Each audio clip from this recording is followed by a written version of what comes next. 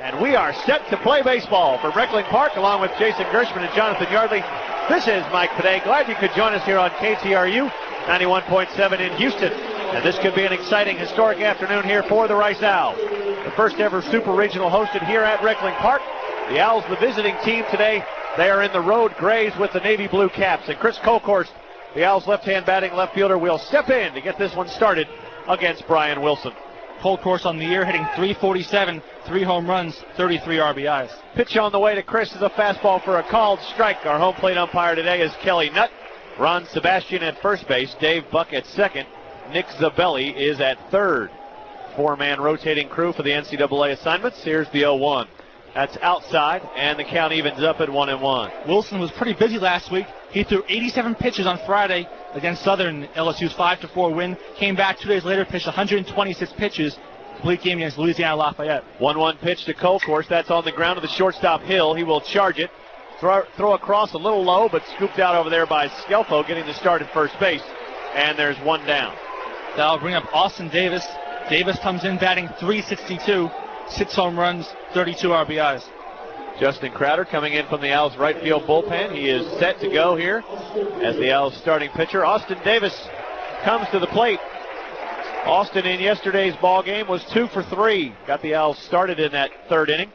Takes an off-speed pitch for a called strike. He's up in the 2-hole here against the right-hander. Coach Graham mixing it up against lefties and righties. Porfirio slides down against the righties. 0-1 on the ground foul.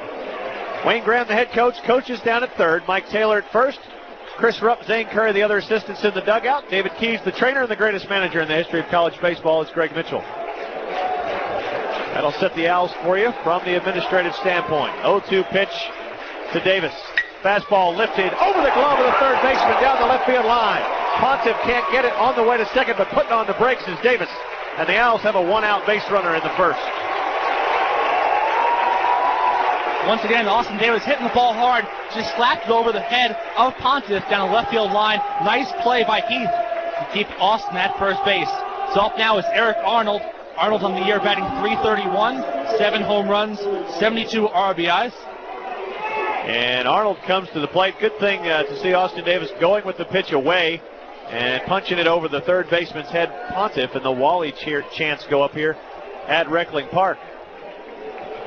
So here's Eric Arnold, senior second baseman. Catcher Phillips sets up outside. First pitch is a curveball high and outside for ball 1. At first base, Davis on the year, just 1 for 3 in stolen base attempts. Eric yesterday 2 for 4 with a run scored and a run driven in. He had a double in that third inning, and you're going to hear us refer to that third inning. Well, that's about all we have to refer to yesterday. The Owls put up 6 in the third to win that game, 6-0. Wilson at the belt, checks Davis, delivers, low and inside, ball 2, and the Owls' leading hitter, Sinisi, waits on deck. Eric showed his bunting prowess yesterday, a great bunt single in the sixth. The ball just died in front of home plate. And that bunting ability as Pontiff pulled up even with the bag at third base. Davis with a decent lead, held on by Skelfo. Pitch on the way. Takes a big hack at a 2-0 and pops it foul out of play. Big crowd on hand. Owls have the majority of the seating structure, 3,200 on the inside. LSU has the majority of the bleachers and the standing room out in left field. And there is quite a few standing on the hill out in left field. Here is the 2-1 pitch to Arnold. Fastball, that's high and tight, and the count now 3-1. It's a pretty good view out there from left field if you got a good spot. And they're 2 or 3 deep out there. That's pretty amazing to see out there. There's always a breeze out in that area. It should be a great day for baseball here. Now 3-1 to Arnold. Davis with a decent lead at first. Wilson at the belt. Here's the pitch. That's the ball on the ground. Smash past the shortstop into left field. Austin will hold up at second base. And the Owls have runners at first and second with 1 down for Vincent Sinisi.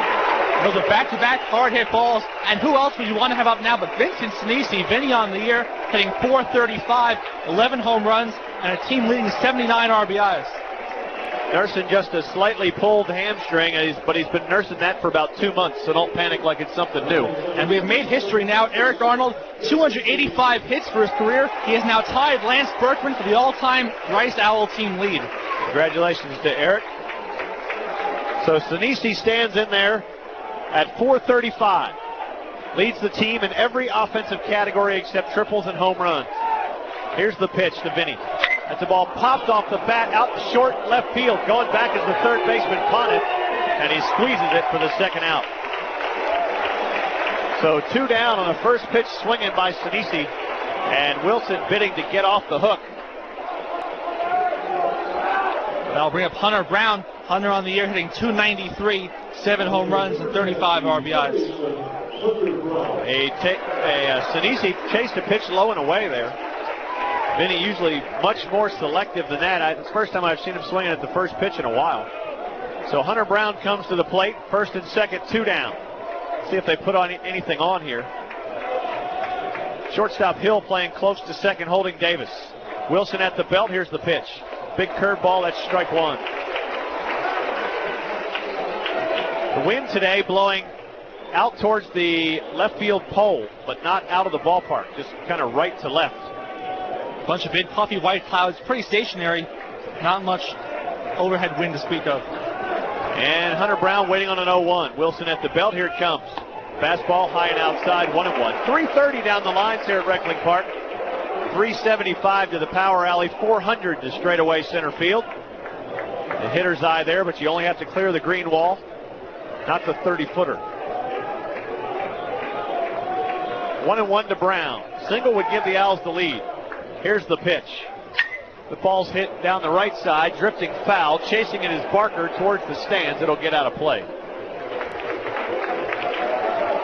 And the count goes to 1-2 on Hunter Brown. So far it appears a little bigger strike zone, smaller strike zone from Kelly Nutt. Last night, Nick Zabelli, home plate umpire, had a pretty generous strike zone in all directions. Hunter Brown is third on the Rice team in strikeouts.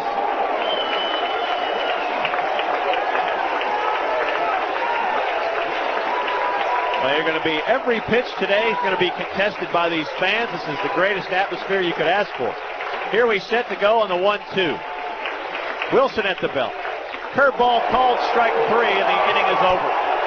For the Owls, they get no runs on 2 hits, no errors, and 2 men left on base. We go to the bottom of the first. Rice nothing. LSU coming to bat.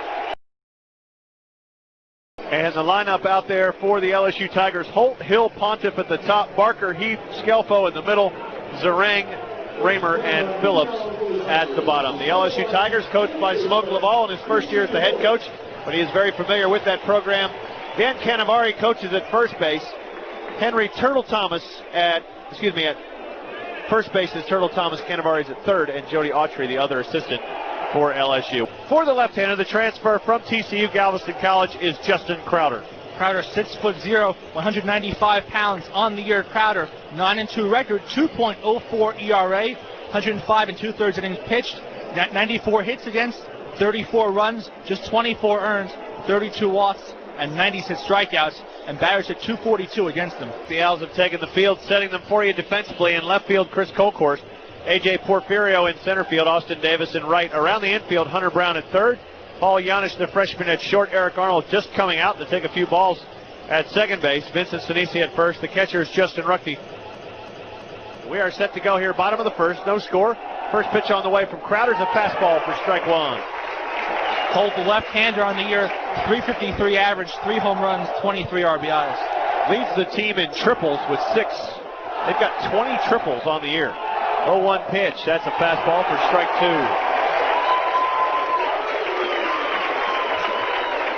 2. The Owls, amazingly, as a pitching staff, have only given up 2 triples all year. So they doing very well against the extra base hit slider outside. Crowder with a fastball in the mid-80s. Got a good slider that breaks away from the left-handers. And he'll go with that straight change that Coach Curry's got him throwing a lot more here late in the season. That's been very effective as an out pitch. Here is the 1-2 to Holt.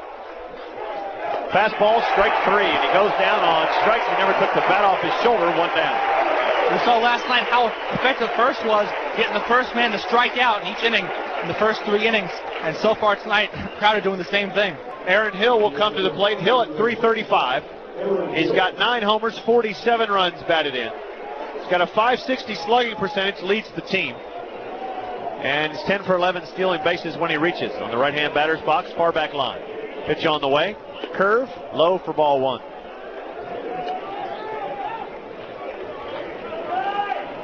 Hill, then Pontiff waits on deck here. Bottom of the first. The LSU Tigers are the home team today. 1-0 pitch. That's a fastball, smoked foul into the net in front of the right field bleachers, and it's 1-1. Crowder's 2.04 ERA has him 15th in the nation in ERA. He's moving up that chart each week. 1-1 set to deliver from Crowder. Left-hander toes the rubber, fires it in, right back at him on a line, and he catches it with a glove on the right hand, and there's 2 down. He did that a couple times last weekend. He does it right here, and there's 2 outs on a line drive back to the pitcher. And he made it look so easy. It's so nonchalant. That was just an amazing job by Crowder. Some great reflexes by the senior. I guarantee you could take a poll of every guy on the team who, up and down the Rice team, who wants the ball today, and Justin Crowder would beat the others into oblivion and then raise his hand so no one else would have a chance. Up now is Wally Pontiff. Pontiff on the year, 336 average, 6 home runs, 46 RBIs. Lefty delivers to the lefty, fastball, strike 1. We know Crowder loves having the ball in his hands. Even last week, in the last game against Washington, Crowder was playing cheerleader for a while, jumping up and down in every Rice Owl hit. 0-1 on the way. That's the slider, strike 2. And the good signs earlier, it looks like Justin Crowder has a good break on that slider piece. And if he's got that working, he can be tough, especially if he can spot his fastball, because it makes it look pretty hard. 0-2 pitch.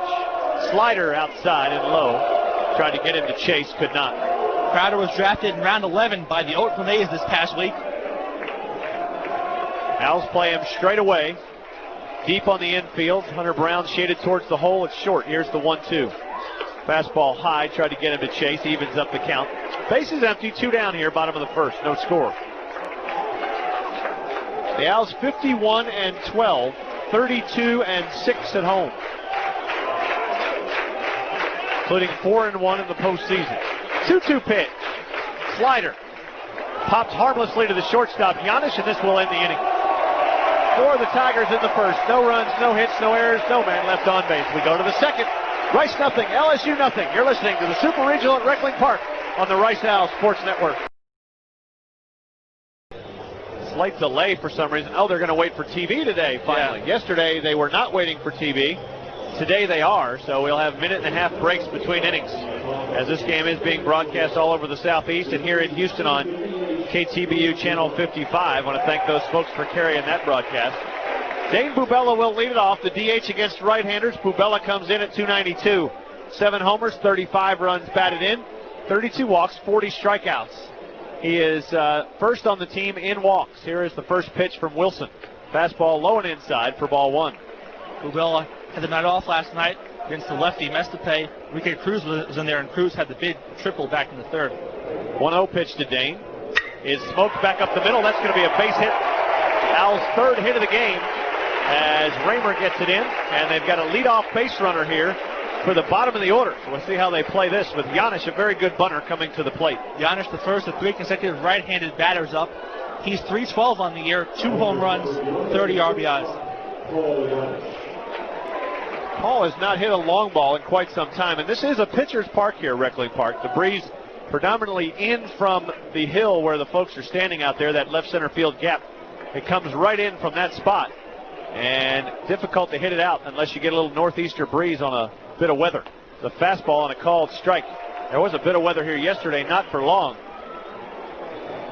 They said there was lightning in the area. We didn't see any till the bottom of the third resumed, and that's when the Owls got 6.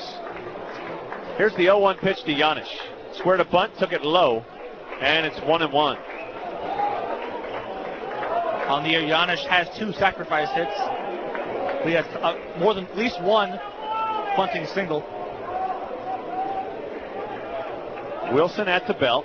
Not a big lead for Bubella. He goes. Pitch is fouled off to the right side, so a little hit and run. And Giannis trying to punch it through the hole on the right side, fouled it off, and he's in a 1-2 hole. Well, Giannis, a great contact hitter, one of the best guys to hit and run with. You want to have a little fun, Gersh? Watch this. Sure. Who's listening to us on the hill in left field? Hey, hey! I see a few hands. Here is the 1-2 pitch to Giannis. Outside and low. 2-2. Everybody behaving themselves out there, I'm sure.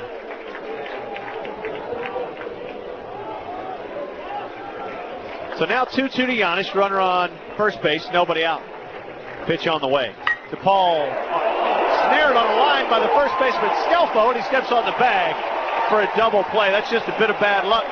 Giannis tried to punch it through that hole. Scelfo with a good play. Hubella was dead to rights. He had no chance. So a double play, 3 unassisted, and there's 2 down, bases empty for Porfirio. So AJ on the year, 317 average, 3 home runs, 27 RBIs. And that ball gets by Scelfo, and then Rice has a big inning going. Nice reactions by Scelfo to keep that ball from going to the corner. Here's AJ Porfirio, out center fielder. Pitch on the way. High and outside for ball 1. AJ is at 317. 3 homers, 27 runs batted in. Deep stance on the right side. That's popped straight up. AJ's been doing nothing but popping the ball up. Sitting on that back foot. It's going to get out of play. Hit on top of the Rice dugout and up into the stands where LSU fan comes up with a souvenir. Tough to do. Well, that's about the last row that's outside the net on section LL. And you're doing something to catch a foul ball right over there. Fans telling him to toss it back. Why toss it back? It was a foul ball, man.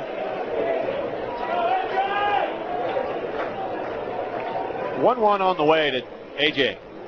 That ball's hit on the ground to the second baseman, Holt. He's going to pick it up and throw him out. And the inning is over. For the Owls, no runs on a hit. No errors, no men left on base. We go to the bottom of the second. Rice nothing, LSU nothing. You're listening to Super Regional at Reckling Park on the Rice Owls Sports Network. Back here, we go to the bottom of the second. Sean Barker steps in. First pitch from Crowder is high and outside for ball 1. 1 score to pass along in Lincoln, Nebraska. Bottom of the 4th. Richmond 2, Nebraska nothing in that ball game. There's a change outside now, 2-0 to Barker. Barker, the right-hand batting right fielder, comes in. Their leading hitter, 383. Leads them in hits with 101, 62 RBIs. And he also will steal some bases. 2-0 pitch, fastball, strike 1. So Barker's the guy you need to keep off base. He's got 24 of their 71 stolen bases on the year. And a .426 on-base percentage. 2-1 pitch on the ground. Arnold to his left, stays down, scoops it up, throws him out, 1 down. Other games today later on. Stanford up 1-0 in that series, plays Southern Cal. Notre Dame up 1-0, plays Florida State. South Carolina won yesterday. They play Miami. Georgia Tech won yesterday. They are trying to eliminate Florida Atlantic. Arkansas trying to eliminate Clemson today. Arkansas won yesterday 9-6. And in Austin, Houston 2-0 over Texas yesterday. And that is a night game tonight. So we'll only be able to pass you 2 scores while we're on the air today, unless we go to something like 25 innings. Here is Matt Heath, left fielder. Pitch on the way. Curveball in the dirt. Slider in the dirt for ball 1. Heath hitting .294 on the year, 10 home runs, which leads the LSU team, and 48 RBIs. LSU as a team has 3 fewer team home runs than the Owls. Right-hand batter, slightly open stance. Here is the 1-0, fastball, strike 1. Evens it up at 1. Boy, the prize seats today are the ones right up here under the cover. First 10 rows, it's about a 15-degree difference. Here's the 1-1 pitch. That's a change, fouled back to the screen. And Crowder's got him in a 1-2 hole. Last night the air was thick with moisture from the rain. Today it's a little dry and just nice baking heat. Oh yeah, we can say that from the air-conditioned confines of the press box. It's really not that hot. Here's the 1-2 pitch, just outside with a change, and it evens it up at 2. I'm saying it is very hot. Plenty of sun umbrellas today on both sides. Somebody was smart and bought a big, huge one down the right field line in the bleachers. That's a picnic table tent out there. 2-2. Fouled right at that picnic table tent over the top. And the count remains 2-2. Yeah, if you're on the back row, you can use your umbrella. Anybody, you put it up in front of somebody else who might have paid a couple of $100 bones to sit behind you. And that umbrella might not be too good next time you go to use it when it's shredded. Here is the 2-2 pitch now to Heath. Swing and a miss and a changeup, and he struck him out. That was a great pitch, had him out in front. And there's 2 down. Second strikeout for Crowder. Up now is Rocky Scelfo. On the year, Rocky hitting .273, 2 home runs, 10 RBIs. Batting is number 4, the first baseman, Rocky Scelfo. So 2 down for Scelfo, the first baseman. Made a nice defensive play in the top of this inning, robbing Giannis of extra bases. Here's the first pitch. Fastball low and inside. Hunter Brown plays a little closer to the bag at third, up a little bit. Colcourt's cheating up a little in left, and they play him opposite in center and right. 1-0 pitch on the way. Change high and outside. They appeal down. Did he swing at that? No way. And the count 2-0.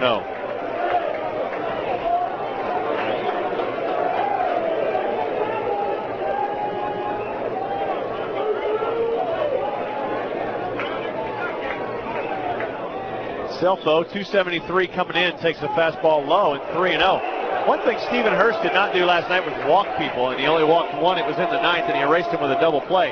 Only 1 walk in the whole game for both pitchers. And you want to force both teams to hit to reach base. 3-0 pitch. He garners the strike, and it's 3-1. The high outside strike is there. And now he's got him 3-1. At least try and make an honest hitter out of him. Earn your way on. Scelfo waggled that bat low across the inside part of the plate. Now he's set. Here's the 3-1 pitch. High and outside, ball 4. He walked the first base runner for the Tigers. First walk for Crowder, and it'll bring up John Zarang.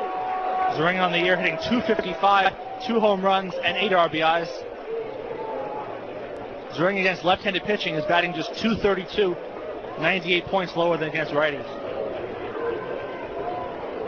For the Owls against righties, Crowder's .254. Lefties are the ones that he wears out at just .170. With runners on base, batters are hitting just .229 against him. When you got a .204 ERA, you can look across every one of those stats, and it's going to be a low number. The breeze now picking up kind of straight in from left field, the regular location. Crowder checks the runner, now delivers home. Change fouled into the right dugout. Taken on a shot by Mike Taylor. Sure, he can make that play in the dugout, but if it's hit to him in the first base coach's box, the old shortstop's not afraid to kick it once in a while. I'll tell Taylor you said that too. Oh, trust me. 30 or 40 other people will tell him the same thing. And we're not afraid to get right on his case and get right up in his head. Still that mini golf frustration from Fresno. 0-1 pitch on the way is a fastball inside. Gets away by Ruckty. It's going to be a wild pitch. And the runner advances to second base. Well, Taylor is still out to get me because very much like the old miniature football games that you play on the computer, I dropped a 554 on his computer Yahtzee, and he spent the better part of the last month trying to catch up to that number, and he has not gotten there yet. It's driving him crazy. He'll be the first to tell you. So I got him at least there. So now a runner in scoring position for the Tigers. 1-1 count to Zarang, who waggles that bat, right-hand batter's box. Justin checks the runner, the 1-1. That's a change for a strike 2. Scelfo's the first LSU Tiger in scoring position all weekend. So he's second base yesterday. Ahead of the batter, 1 and 2. Owl fans trying to get him off the hook. Here comes the noise we've been looking for. This is a great atmosphere here today.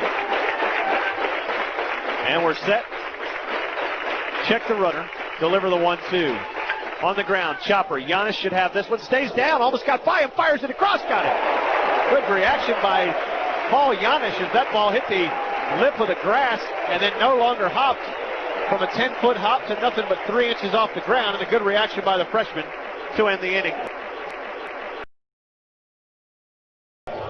Well, Brian Wilson has finished his warm-up tosses on a balmy Saturday afternoon here in Houston, Texas. Temperature today expected actually to reach 94 degrees. And with the rain that was inside the field here, it is a steamer out there this afternoon. So if you're in the ballpark listening to us or out on the hill listening to us, consume those non-alcoholic fluids to keep yourself hydrated so that we don't have to send EMS out there to get you. And wherever you are in Houston, have a great Saturday afternoon as we are set to play in the third. Ruckty leads it off, takes a fastball high for ball 1. Ruckty, Colkhorst, and Davis due up for Wayne Graham here in the top of the third. Ruckty on the year, a .253 hitter, 3 home runs, 22 RBIs. 1-0 pitch to the Owl catcher is a fastball low, now 2-0. The third inning was where last night the Owls scored their 6 runs. So trying to do it again in the third inning today. Wayne Graham flashing through the signs down at third. He doesn't give a lot of them, but it's a complicated system, and he doesn't give them all that quickly. So it takes a moment. Here's the 2-0 pitch to Justin. That's high and outside, 3-0. Heat will not be a factor here, obviously. The Tigers from Baton Rouge get just as hot and just as humid as the Owls do, so conditioning not an issue. Here's the 3-0 pitch. Low and outside, ball 4. And he walked it. First walk of the game issued by Wilson, fourth base runner for Rice. And we couldn't say the same thing about the Washington Huskies, who essentially just melted last Sunday in the ballgame. Their catcher had to have an IV in the second game, and the whole 9 yards. They had cramps, and we had 3 trainers spending much of the second game in their dugout. So a valiant effort, but the Huskies from Seattle melted. I do not expect the Baton Rouge located LSU Tigers to do the same thing. Me neither. Up now is Chris Colcourse. Colcourse last night had a key sacrifice bunt in that 3rd inning. We'll see if he sacrifices right here. Pitch on the way, took it inside for ball 5. And quickly out of the dugout is the pitching coach, Dan Canavari. We expect to see possibly Clay Harris or Jay Tompkins coming from the bullpen if needed. No one warming up in either pen. There seems to be a little breeze that might be keeping folks cool, you know, like it feels like it's in the high 80s, like that's a big difference. Sunscreen, a must here today. Tomorrow's game will be on the air at 12:50 airtime. If necessary, of course. Colcourse finishes his conversation with Wayne Graham. Right now it's necessary. We have no score in our game. We're in the top of the 3rd. Comes Jay Lamey, former Owl defensive back, bringing up some lemonade. I wonder if that's for us.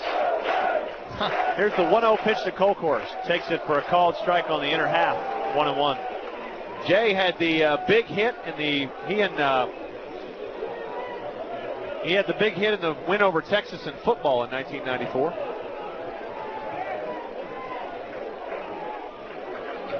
Rice Owl fans remember that ball game well. 1-1 pitch on the way. Ball's hit into left field, a base hit. Coming in to get it is Heath. Ball on the line, and the Owls have runners at first and second with nobody out for Austin Davis. That's the Owls' 4th hit of the day. Up now is Austin. 365 average on the year, 6 home runs, 32 RBIs.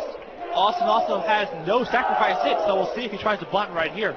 With Arnold and then Sinisi coming up, you got to believe that's the play. Time is called as Colcourse is putting his Ruchty's putting his right shoe back on. Wayne Graham flashed through the signs, and the Owl fans trying to seize this opportunity to get their team into the lead. First and second, nobody out in a scoreless game in the 3rd. Here's Davis. They swing in behind. Pay attention back there, Ruchty. Here's the pitch.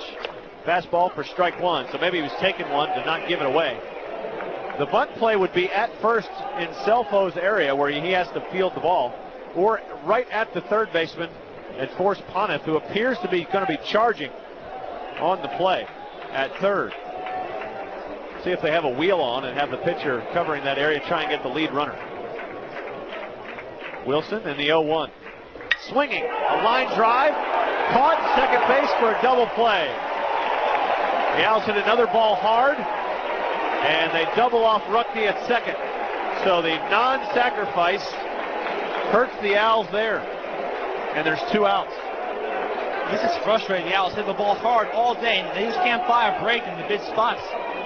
Well, sooner or later you got to bunt somebody over and get them out of that situation where a fly ball scores you a run, because we are allowing LSU to get off the hook each and every time. Now there's a runner at first with 2 outs for Eric Arnold. Eric singled and was stranded back in the 1st. Throw over chases Colcourse back. He's got great speed over there. Colcourse to 8 for 9 in stolen bases. The Owls have 4 guys with better than 7. Make that 5. So a good team speed overall. Throw over again, chases him back. Against Wilson, runners are just 4 for 8 at 50%. Arnold now 333 on the year.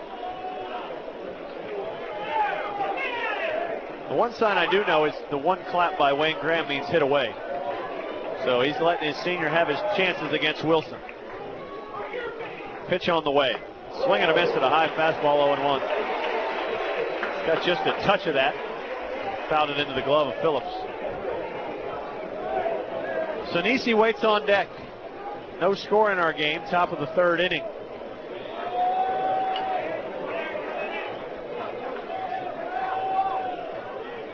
Now Wilson at the belt. Here's the pitch. That's low, and it's 1-1. On a sun-splashed day from Reckling Park, Mike Pede along with Jason Gershman, Jonathan Yardley will be along for the middle three. Owls and LSU Tigers. Rice won yesterday's game 6-0. A win by the Owls today or tomorrow would send them to the College World Series. Here's the 1-1. That ball's hit well to the right center field gap. That ball's going back to the ball. It is gone!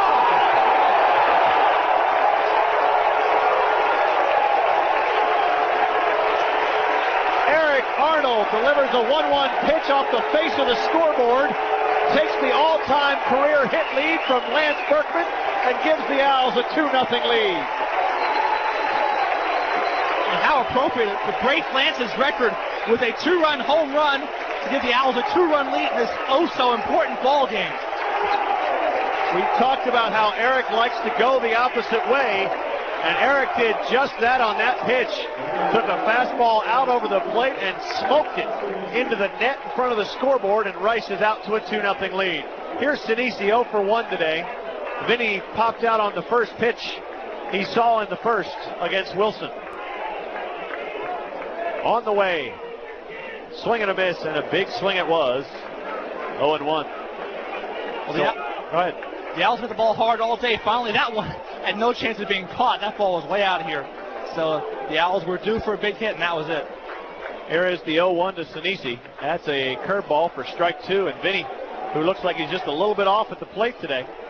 The Owls, to a man, will tell you they see the ball better and they like playing day games more than they like playing night games. And they've put up 5 hits here in the first 3 innings against Wilson. Here's the 0-2. Swing and a miss. Actually got a foul tip and caught in the catcher's glove by Phillips, but the inning is over. For the Owls, they get 2 runs on 2 hits, the big blow. Eric Arnold's 8th home run of the year. There were none left. We're going to the bottom of the third. Rice 2, LSU nothing. Back here at Reckling Park, Eric Arnold strikes for his 8th home run of the year, and the Robert Ory postseason player of the Rice Owls. Eric Arnold steps up again. He is now 2 for 2 today. That makes him 10 for 24 in the postseason. And that 2-run home run there in the third gives the Owls a 2-0 lead. In the bottom of the third, LSU is going to send to the plate Raymer, Phillips, and Holt. Curveball is low for ball 1 to Raymer. Raymer, 265, leads the team in one category. It's being hit by pitches with 13. Curveball on the way. Pitch on the way is a fastball for ball 2. That apparently was outside. I think he called it low. Did he call it low? He called it low. Looked pretty good to me. He likes the higher pitches, I think. 2-0 on the corner and up a little bit. So apparently you were right. It must have been low because that was the same location, but just up a bit. And it's 2-1. Our vantage point is just directly behind home plate, just a touch to the third base side. Here is the 2-1 pitch. Curveball, swing and a miss. And it's 2-2.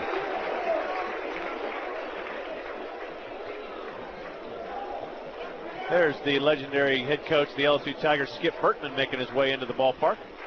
Here's the 2-2 pitch, slider outside, and the count goes full. Coach Bertman was up here visiting with us for a moment yesterday, and on TV, I'm sure he'll shake more than a few hands on his way to his seats here, up here to the press box. Here is the 3-2 pitch to Raymer. That's lifted out into left field. Colcourse coming in, dives and makes the play. Chris Colcourse makes the play on a one-knee dive, and he robs Raymer of what would have been their first hit. The best part of that, the great first step Colcourse had coming in, and he showed some great speed, and he robs singles all the time, and that's one of them. The catcher, Chris Phillips, now the batter, 389, 7 homers, 44 runs batted in for Phillips, having a great year behind the dish, a .497 slugging percentage, has walked 10 and only struck out 24 times in 189 at-bats. Here's the first pitch to Phillips. That's popped into center field. A.J. is coming in swiftly. He's going to give way to Davis, who calls him off out there in the Bermuda Triangle for the second out. That was the no man's land part of the field, and Austin, the sophomore, makes the nice play, and there's 2 down. We'll go to the top of the order for J.C. Holt. Holt struck out looking back the game. He's now 351 on the year, 3 home runs, 23 RBIs. Left-hand batter. One of the 2 strikeouts recorded so far by Crowder. Boy, they play him opposite. A.J. Porfirio just went sprinting to the left center field gap. Fastball away.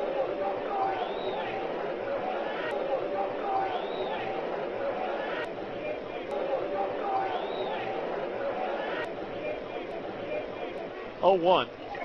Fouled off the glove, and back to the screen. It's 0-2 to Holt. Kyle Herm, the Owls starting quarterback, sitting 3 rows right in front of us, along with who is that? Brandon Boyd's down there with him. So the Owls football team also supporting the baseballers. Here is the 0-2 pitch to Holt. Fastball just up. Crowder with a little hop step towards the dugout. Didn't get the call, and it's 1-2. Herm was there last night. Herm is good friends with Jeff Jorgensen of the Rice Owl baseball team. I believe they're roommates or were formerly roommates. Here is the 1-2 to Holt. That's a slider that really bit and went way outside, evening the count at 2.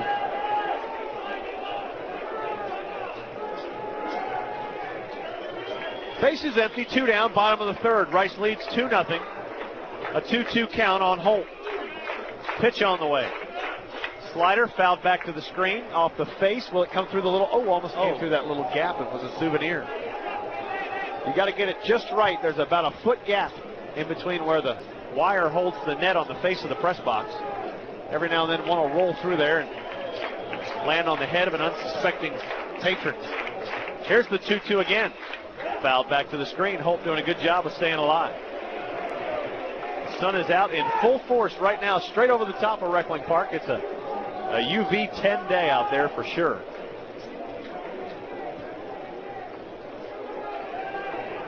Now Holt steps out. A great atmosphere for baseball. I will give the LSU Tiger fans one thing.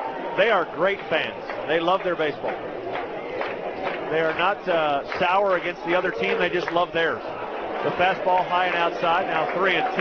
It was probably warmest on this warm day is the guy wearing the Tiger suit in the first base line with the camera. Oh, my goodness. That's pretty warm in that Tiger suit, I guarantee.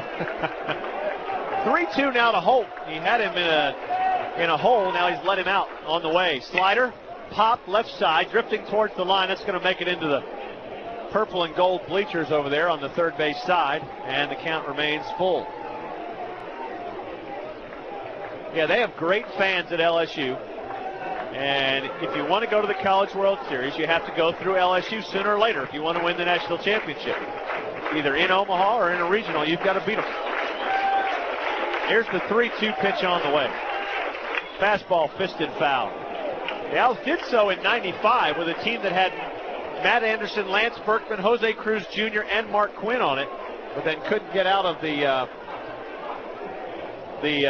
regional against Fullerton. They knocked LSU out, but Fullerton won that one and went on that year, I believe, to win the national championship. Here's the 3-2 again. Fastball up, ball 4, and he walked it. The 2 base runners in the game so far for the Tigers have reached on walks, and they've got a 2-out base runner for Aaron Hill. Hill today 0 for 1. He lined out to Justin Crowder on a hard line drive back in the 1st. His average now an even .333, 9 home runs, 47 RBIs. Right-hand batter with that line out back to Crowder. That was a 10-pitch at bat for J.C. Holt, so he moved Crowder's number up to 46 on pitches. There's a slider on the hands, 0-1.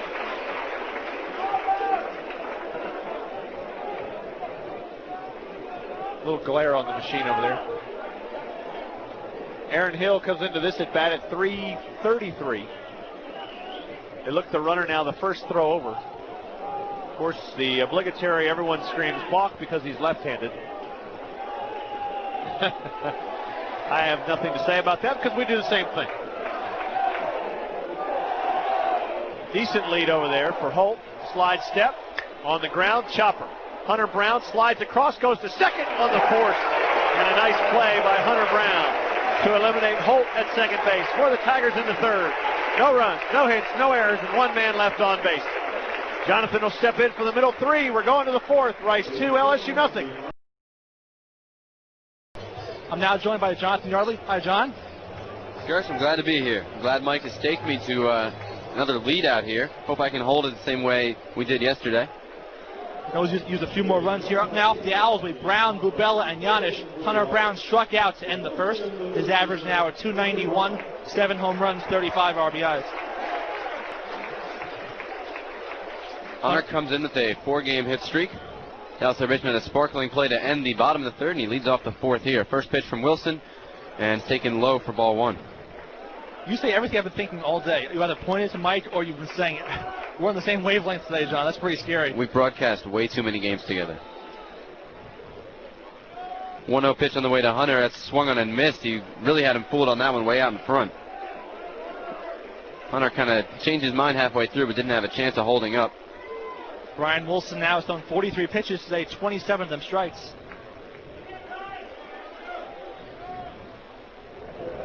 Pitch on the way is well outside, so the count now 2-1.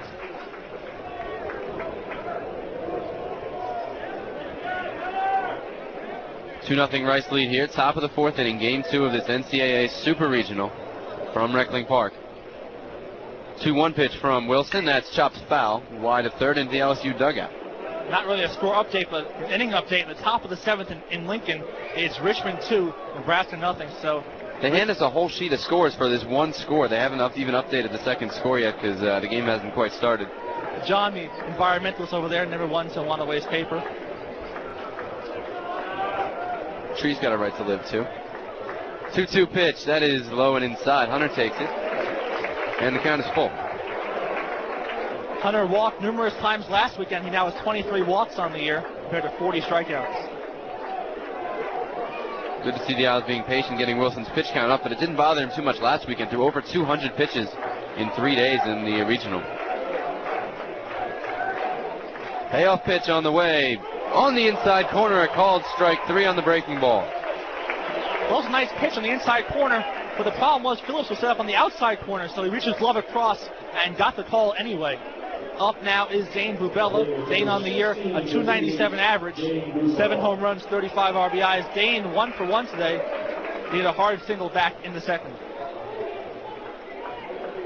Dane had a big RBI double in Rice's win over in the regional last weekend.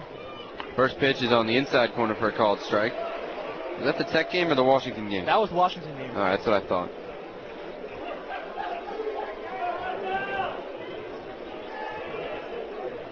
0-1 pitch on the way is well inside.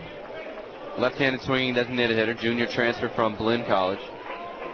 Hunter Brown not too pleased with himself down there in the Rice dugout, kicking the top step there.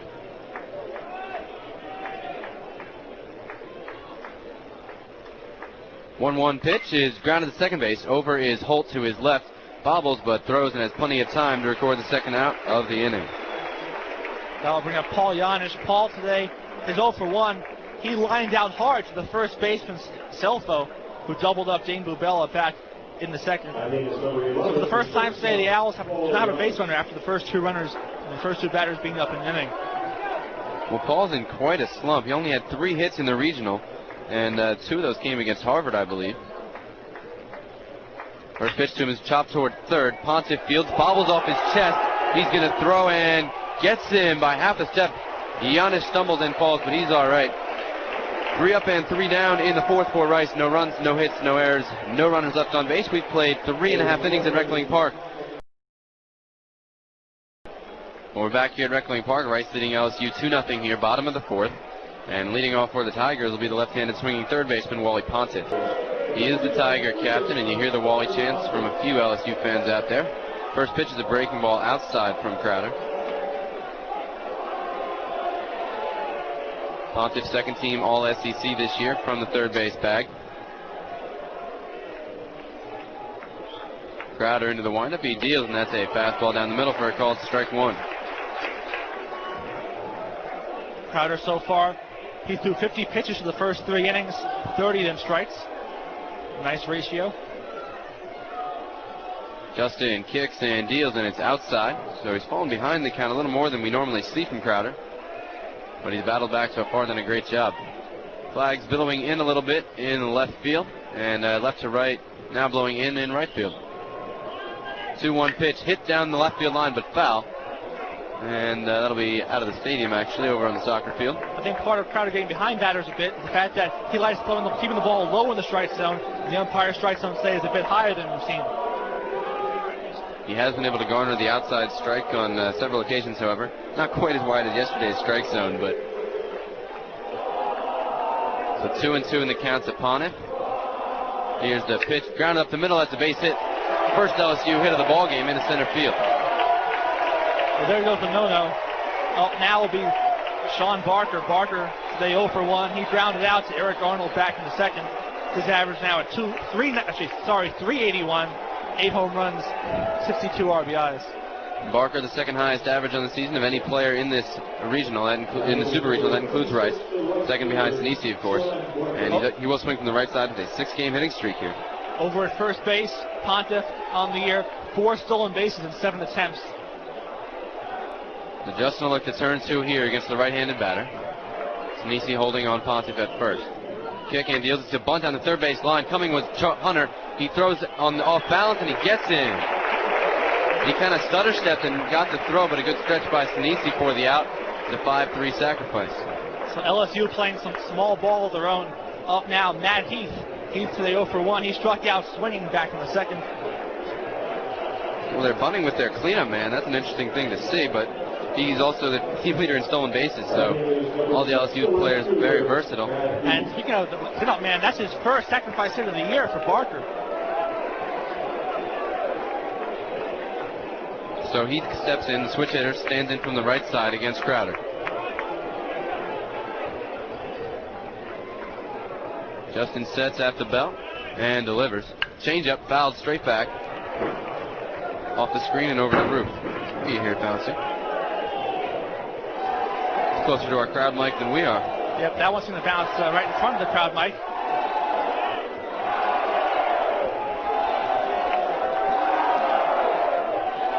Well, you can hear the atmosphere. It's been pointed in LSU's favor a little bit when they're batting. 0-1 pitch, and that is at the knees for a called strike. Great pitch from Justin. The Rice fans make the noise when it counts. It's a great atmosphere, John. Oh, it's been great. I mean, both sets of fans going back and forth. He's got him way behind in the count now. 0-2. See if he wastes one. Pitch on the way. Changeup fouled straight back. He left it up a little bit. That's a dangerous pitch right there. You don't want to do that again. He did have him leaning out in front, though, and all Heath could do was foul it back to the screen.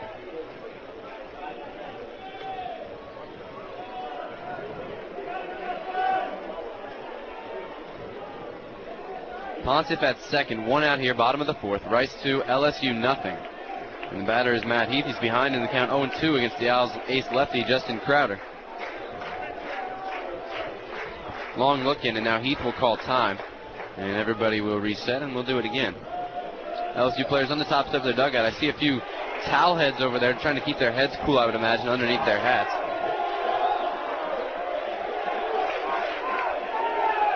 Justin sets at the belt and deals the 0-2 way outside. Nice 0-2 pitch, well away. Justin, plenty of movement today, even on the 0-2 pitches, throwing well away. That ball hooked quite a bit. Fans standing on the concourse between levels of the seated grandstand here. And almost every seat filled in this packed Reckling Park. 1-2 pitch from Crowder. Changeup swung on and missed. A big strikeout for Justin Crowder, and there are 2 away here in the 4th. So up now is Rocky Selfo. Selfo walked back in the second, the first LSU base runner of the game. Selfo was stranded at second base after advancing on a wild pitch.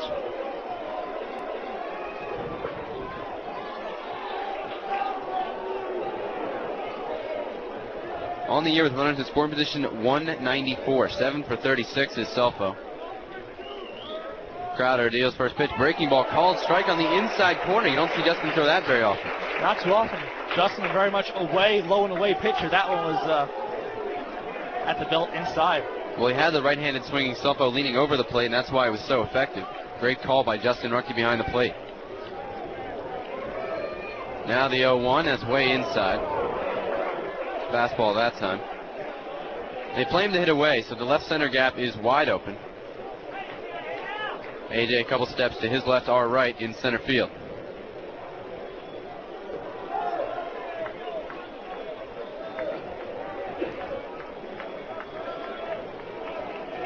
Crowder kicks and deals the 1-1. Changeup hit down the line to right field, but foul. Over off into the kids' play area there. There's a couple of kids out there today. Those kids are watching the game. They are at the park. One of Renee's favorite areas. I'd like to send a shout out to Renee Ramirez, our broadcast compadre, now searching for employment in New York City. We hope he's listening. He better be. He is. I'd also like to remind you that you are listening to KTRU 91.7 FM in Houston.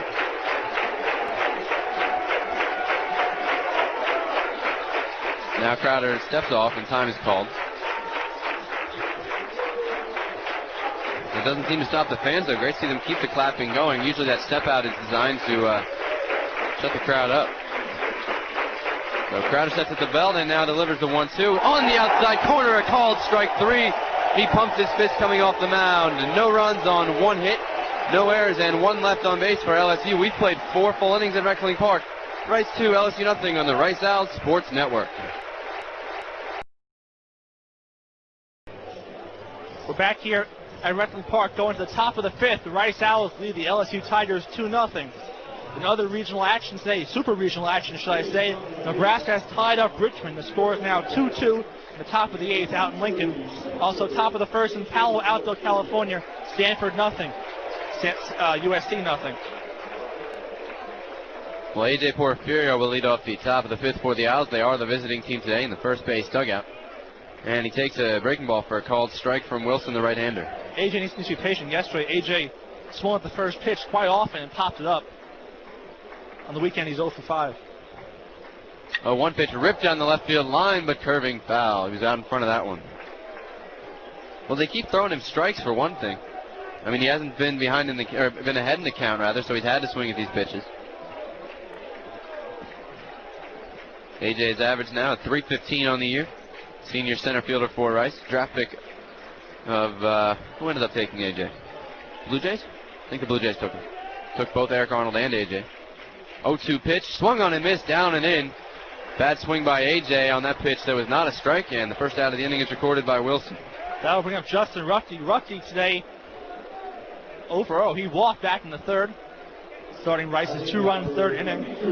His average remains 253, 3 home runs, 22 RBIs. 4th strikeout of the day for Brian Wilson, and he's now retired 5 in a row since the home run by Arnold in the 3rd. First pitch to Ruckey, ripped to short, backhanded play by Hill. Long throw, and he got him easily. Just kind of whipped that one off his back foot. Ruckey once again hits the ball hard. He hits it so hard in the infield that he hit it right at an infielder. He has no chance of beating it out. So bad luck for Justin Ruckey once again. So we turn the corner now to Chris Colcourse. Chris today 1 for 2. He singled back in the 3rd and scored a run on Eric Arnold's 2-out, 2-run homer. Single extended his mini hitting streak to 4 games. That's nothing for Chris. He had one of 19 earlier this year. First pitch to him here, ripped down the right field line, but curving foul. Off one of those umbrellas down there in the bleachers. The Owls hitting the ball hard. Made puncher a couple of umbrellas today in foul territory. I have no problem with that as long as they're LSU umbrellas. Going to the windup is Wilson, and he deals the 0-1. Swung on and missed, and a pitch down and away. Well, I've had my Rice umbrella for 4 years now. It's a very sturdy umbrella. That thing doesn't break into anything. Believe me, I've tried to break it, it seems like, a couple of times. That thing's very sturdy. So 2-0 Rice leads it, but there's 2 down and 2 strikes here in the top of the 5th against Colcourse. Pitch on the way, inside and low. Brian Wilson, who retired 6 straight Owls. The last hit was Eric Arnold's 2-run homer.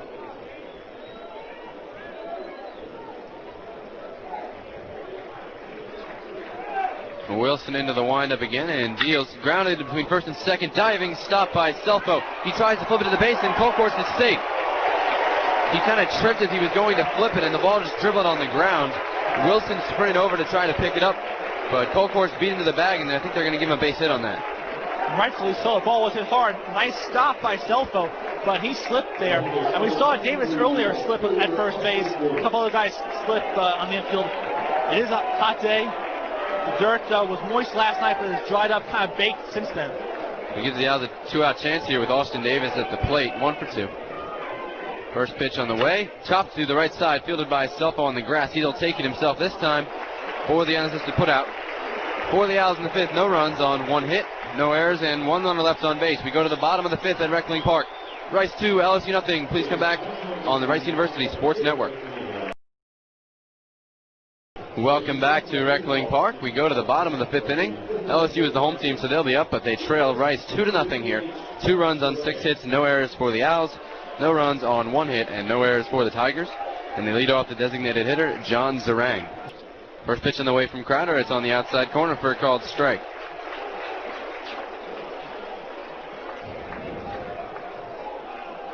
Zarang, the Husky freshman, 6'1", 215, and he's got a big swing. 0-1 pitch, and that just misses the inside corner from Crowder. Jonathan Yardley here alongside Jason Gershman. Mike Pede will be back in the 7th inning. Rice leading 2-0 here, Game 2 of the 2002 NCAA Super Regional. 1-1 pitch, breaking ball ripped to second base, but on 1 hop, Eric Arnold stays down, makes the throw over, and there's 1 away here in the 5th. Eric's really improved his defense the latter half of the year. Stays down on those hard-hit ground balls, doing a great job. Up now is David Raymer. Raymer today 0 for 1. He lined out to Chris Colcourse back in the 3rd. Colcourse stole a base hit from Raymer on a dying line drive. It will be a lefty-to-lefty matchup. Raymer, one of 3 lefties in the lineup against Crowder today. They also have 1 switch hitter. Yesterday it was 4 lefties in the switch hitter against the right-handed Hurst. And they play Raymer to hit away in the outfield. AJ about 20 feet into the left center field gap. This one popped up on the third base side. Brown waiting for it behind the third base coach's box. He makes the catch in foul territory for the 2nd quick out. Hunter doing a great job battling that sun, shielding his eyes a bit and making the catch. Up now is Chris Phillips. Phillips 0 for 1 today. He flied out to Austin Davis back in the 3rd. His average now 347, 7 home runs, 44 RBIs. We saw Hunter make a tough catch yesterday on a ball down the third base line. He caught it staggering back towards the infield, had an easier time with that one. He's been great defensively in this series. First pitch to Phillips is missing inside.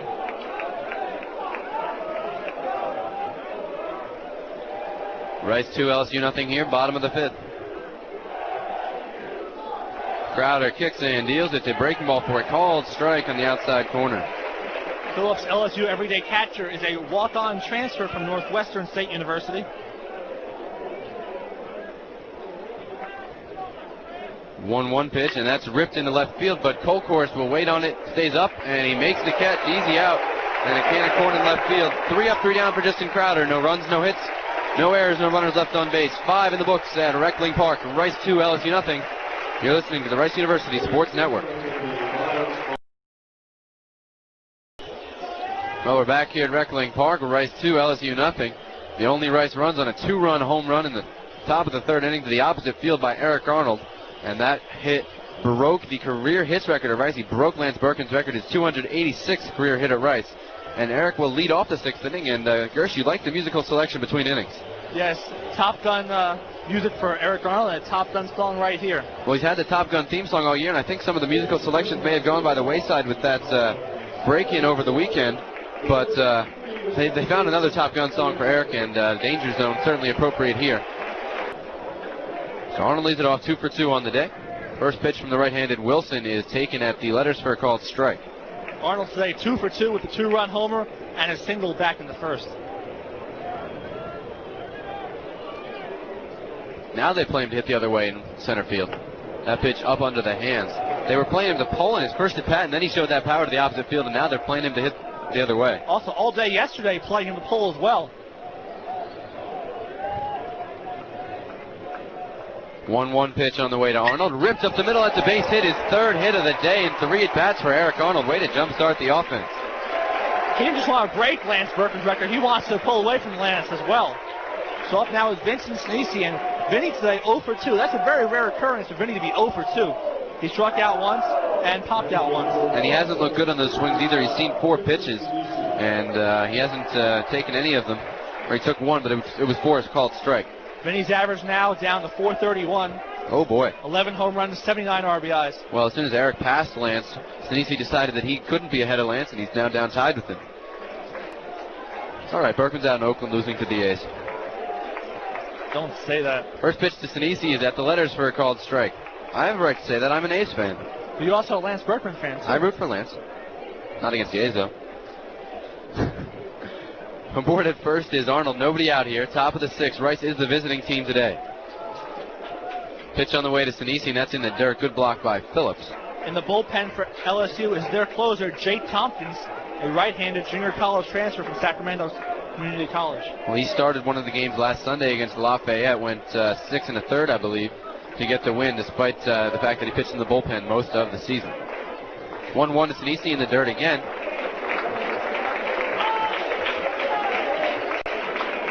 LSU used Lane Mestipe yesterday for 7 and Clay Harris for a couple. Bo Pettit has that finger blister, so I'm not sure if we'll see him this weekend. Yeah, they weren't even sure he'd be available tomorrow. Smoke LaValle was rather down about that at the press conference yesterday. So 2-1 to Sinisi. Wilson delivers, and that's inside. So hitters count here. We'll see if they maybe want to play hit and run. Well, with Vinny being the man at the plate, and Arnold decent speed at first base. Arnold 7 stolen bases on the year in 10 attempts. When Arnold being held on, there's a huge hole in the right side, and I've seen Sinisi chop 2 or 3 singles in there in the last week. So Wilson, the high set. Now he delivers. Runner does not go. Grounded to second base. It could be 2, 4, 6 on to first, and they will not get him. Great job by Sinisi to beat it out. Very close play, and he did beat it out, even running with the bad hamstring. Well, even though Vinny didn't get a hit there, his hustle just makes up for that. I mean, you don't want to have him turn 2 on you again. Vinny doing a great job getting down there just in time. Up now is Hunter Brown. Hunter's also struggling today. He's 0 for 2 with 2 strikeouts.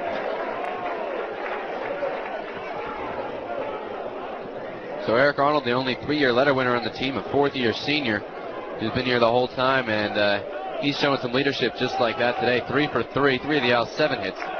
And 2 RBIs as they lead 2-0. Hunter's going to bunt. He drops one down the third base line. Great bunt. Pontiff barehand throw is not in time. A bunt single for Hunter Brown. He just dropped one down the third base line. Everybody doing their job this weekend. Yesterday, Arnold had a great hitting bunt. That's on Hunter Brown, a great hard bunt on the third base line. And with Hunter Brown's power, you don't expect to bunt all the time, but a great job. Up now is Dane Bubella. Dane today 1 for 2. He singled back in the second and also grounded out. His average now 295, 1 point above Hunter's, 7 home runs and 35 RBIs. He's 314 on the year with runners in scoring position, but he has grounded into 3 double plays. I do like this matchup, though. Selpo playing in front of Hunter Brown at first base. First pitch is swung on and missed and fouled into the catcher's glove by Dane. I feel like I'm seeing double here on my monitor with Brown and Bubella. Brown, 294 average, Bubella, 295. Each one has 7 home runs and 35 RBIs. Brown, 201 at bats, and Bubella, 139, but both of them quite a few walks as well.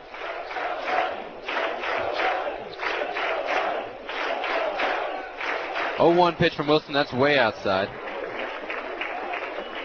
5-game hitting streak for Brown. Second on the team currently. Everybody's extended their hitting streak today except Sinisi. That's not who you would have expected.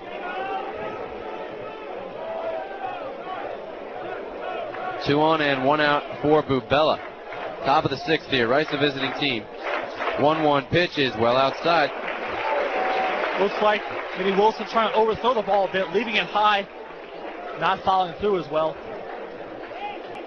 They do play Dane to pull, and most of the time he is a pull hitter, although we have seen him hit a couple balls out to left center.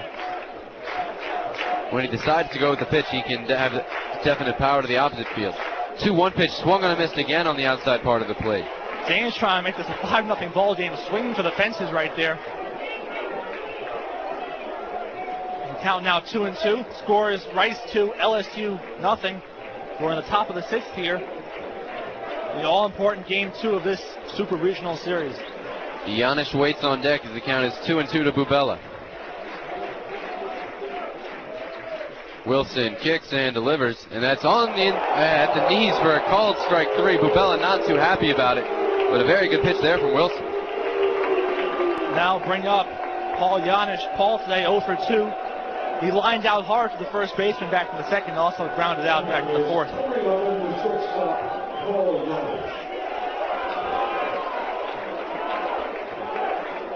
Janich now at 309. His average falling below 310 for the first time in a long time. He's 0 for his last 12. He had 2 hits against Texas Tech last weekend. Now pick off the second, diving back, and they got him. Second pickoff of the weekend for LSU. It goes 1-6. And for the Owls, no runs on 2 hits. There was 1 runner left on base. We played 5.5 innings at Reckling Park. Rice 2, LSU nothing. Back in a moment on the Rice University Sports Network.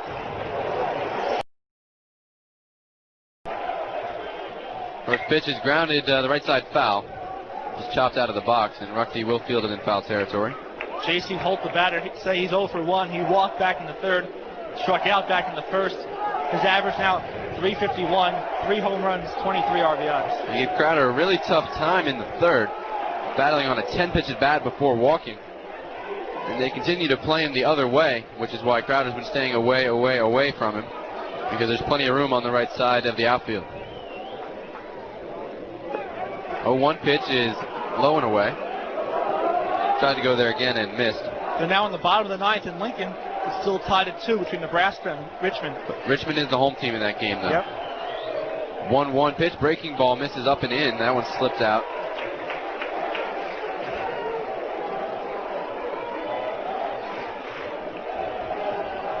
Two-0 Rice leads LSU here, bottom of the 6th. LSU the home team. 2-1 count to the leadoff man, Holt. Crowder kicks and deals. Misses outside, so he's behind 3-1 to the leadoff man. Dangerous spot. Thrown 76 pitches on the afternoon.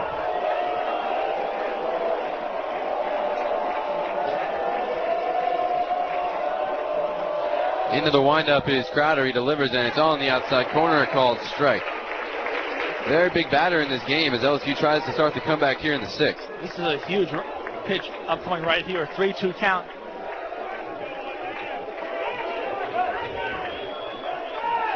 So Crowder will deal the payoff pitch. It's just low. I think every person affiliated in any way with the Rice Owls in the stadium thought that one was a strike 3. Including me. That was a good pitch. Maybe just low, but a great pitch by Crowder. Up now is Aaron Hill. Hill 0 for 2 today. He lined out to Crowder back in the first and reached on a fielder's choice in the third. Hill has into 8 double plays on the year, tied for the team lead for LSU, and Rice certainly could use one of those here. Crowder slide step and he delivers, ripped, caught by Brown. He's going to throw to first, and they got the double play. A great catch by Hunter Brown at third base. He fired to first for the double play, 5-3, and there's 2 away. Well, for the LSU Tigers, Aaron Hill, the tough luck man, he lined out hard at Crowder back in the first, and he roped a bullet to Hunter Brown, who made a great catch at his eye level through the first base to get 2. So up now is Wally Pontiff. Pontiff 1 for 2 today. He singled back in the fourth, and the momentum has just shifted back to the right side. Well, LSU has had 2 of those line drive double plays today to work him out of jams, and Crowder gets a huge one there. Hunter Brown, outstanding defense all season long, and especially in the last couple weeks. Lefty to lefty here, and the first pitch is a breaking ball outside to Pontiff. I think Hunter Brown has great major league potential just on his defense alone. He's a great hitter, but his defense is just outstanding. Mariners prospect will be joining them this summer, we expect. 1-0 pitch is popped up on the left side. Brown and Giannis going over. Colcourse coming in along the fence, and it's out of play. It's humanly possible over there. Chris Colcourse would have made that catch, but it was halfway up the bleachers. If he were allowed, he'd do a Spider-Man routine, climb over the fence and catch it out of play. But that doesn't count for an out. He can climb to the top of the fence and jump off. That's in play. So Rice leading LSU 2-0 here, bottom of the 6th. Al's got a huge defensive play after a leadoff walk. The first pitch was smoked, but Hunter Brown made a leaping grab and completed the double play, 5-3. I was calling for a ground ball double play, but I'll take the liner. 1-1 pitch, breaking ball, doesn't get the call. This strike zone's gotten pretty small here from Kelly Nutt. Coming up behind the plate, Ron Sebastian at first, Dave Buck at second, and Nate Sabelli, the third base umpire. So Crowder into the windup, and now he delivers the 2-1. It's up and away. That one wasn't close. 3-1, second time in the inning. That was pitch 83 today for Crowder, 50 of them strikes.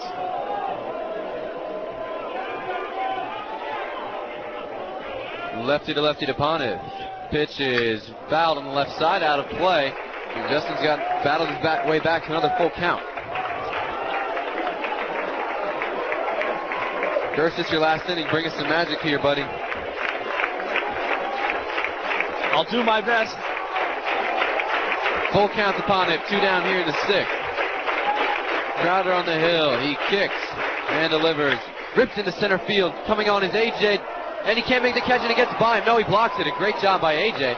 I thought it got through, but he blocked it off his body. That'll be a base hit for Ponce with 2 down. That's great presence by AJ, who went all out for that ball, but knew once he didn't get it, just to knock it down, make sure it didn't go past him. What a heads-up play by the senior veteran. So up now is Sean Barker. Barker today is 0 for 1. He did have a sacrifice bunt back in the 4th. Barker, the cleanup hitter, the best hitter, 381 in the year, 8 home runs, 62 RBIs. Well, AJ was playing Panev to pull, and he went the other way, and that made the run just a little bit longer, and he couldn't make the catch. So here's Barker, the right-handed hitter, and he rips one into the left center field gap. AJ going over, makes the catch, sliding on the line drive. A great job by AJ Porfirio, and LSU gets no runs on 1 hit, no errors, and 1 runner left on base. 6 in the books at Reckling Park. Mike Pede will return after this. Rice 2, LSU nothing. You're listening to the Rice University Sports Network. Welcome back to Reckling Park. We just get word from Lincoln. Richmond defeats Nebraska on a grand slam in the bottom of the 9th, 6-2. They're playing game 3 in Lincoln. Heartbreaker. Too bad. Absolute heartbreaker. So the Richmond Spiders force game 3 in Nebraska. So the Owls go to the top of the 7th. It'll be the bottom of the order. Giannis, Porfirio, Ruck, you 2 up for the Owls. Pitch on the way to Paul is on the outside corner for a called strike. Watching the broadcast of the ball game for an inning or 2, the home plate umpire has been fairly consistent back there. He's given the lower pitch the last couple of innings. 0-1 pitch is low, and it's 1-1. The one he struck Bubella out on was, well, it was low. Flat out low. Here is the 1-1 now to Giannis. Outside. He did not. Why are they appealing that? My goodness, he barely took the bat off his shoulder. And the one that they walked J.C. Holt on was the same pitch that they threw to Bubella. So I think that's the only time all day that it's been a little skewed. Other than that, been pretty fair. 2-1 pitch is a called strike, and the count even at 2. There is that low strike at the knees to Giannis. 2-2 to Paul. Pitch on the way. Low and outside. Count goes full. 2-8-2 for the Owls. 2-8-0 for the Owls. 0-2-0 for the LSU Tigers. 80th pitch of the day for Wilson. 3-2. On the ground right off of Wilson's glove. He will pick it up quickly. Flip and get him. Nice play by Brian Wilson to record the first out. Well, tough luck for Giannis again. He hit the ball hard, but right at Wilson. Ran hard too, but didn't really have much of a chance. AJ Porfirio will be the batter. 0 for 2, ground out and strikeout. Wilson's been in pretty good control for the most of the rest of the ballgame since the Arnold home run. Got in a little trouble, but got out of it on a pickoff back in the 6th when they got Sinisi napping at second base. Here's AJ, first pitch. That's the home run cut for AJ, and Wayne Graham wouldn't be surprised if he calls timeout and calls him over. Because I don't know what he's doing. For the last week, he has reverted back to the old AJ swing, and it's just completely different than what they did when they went to Louisiana Tech, and he was successful. He's swinging from the heels, and he's swinging up, and he has no chance of hitting a pitch from that mechanic. There's no way. It's been the 3rd inning in these 2 games for Rice. They've got 8 runs in the 3rd, and nobody has scored a run in any other inning. AJ comes into this at bat now at 314, and it's been dropping down to 335. In yesterday's game, he was 0 for 4. He had a couple of hits in the big win over Washington last Sunday. Here's the 0-1. That's outside, 1-1. So AJ is 0 for his last 6 against Washington, I remember, did a great job going with the pitch, taking it to the opposite field for a 2-run double. 1-1 to the Al center fielder. Bunted, third base side. It's going to go foul. He's a very good drag bunter, and that was going to be a beauty, but just got enough spin on it to take it outside the third base line. Glad you could join us today on KTRU, on the World Wide Web at KTRU.org or TSRNsports.com. Mike Pede along with Jonathan Yardley and Jason Gershman. Frankie Hicks alongside. Jordan back at KTRU as the Owls lead at 2-0 in the top of the 7th. Remind you again, I'm sure we've been trying to, but when you're listening to the Rice Owl broadcast, we find it necessary to remind you that the Owls are the visiting team today. So that has become important here in the last few innings. Here is the 1-2 to A.J. Swing and a miss and a changeup. Struck him out swinging. Second time he struck out Porfirio. And that is the 6th strikeout of the game for Wilson. It'll bring up the Owl catcher, Justin Ruckte.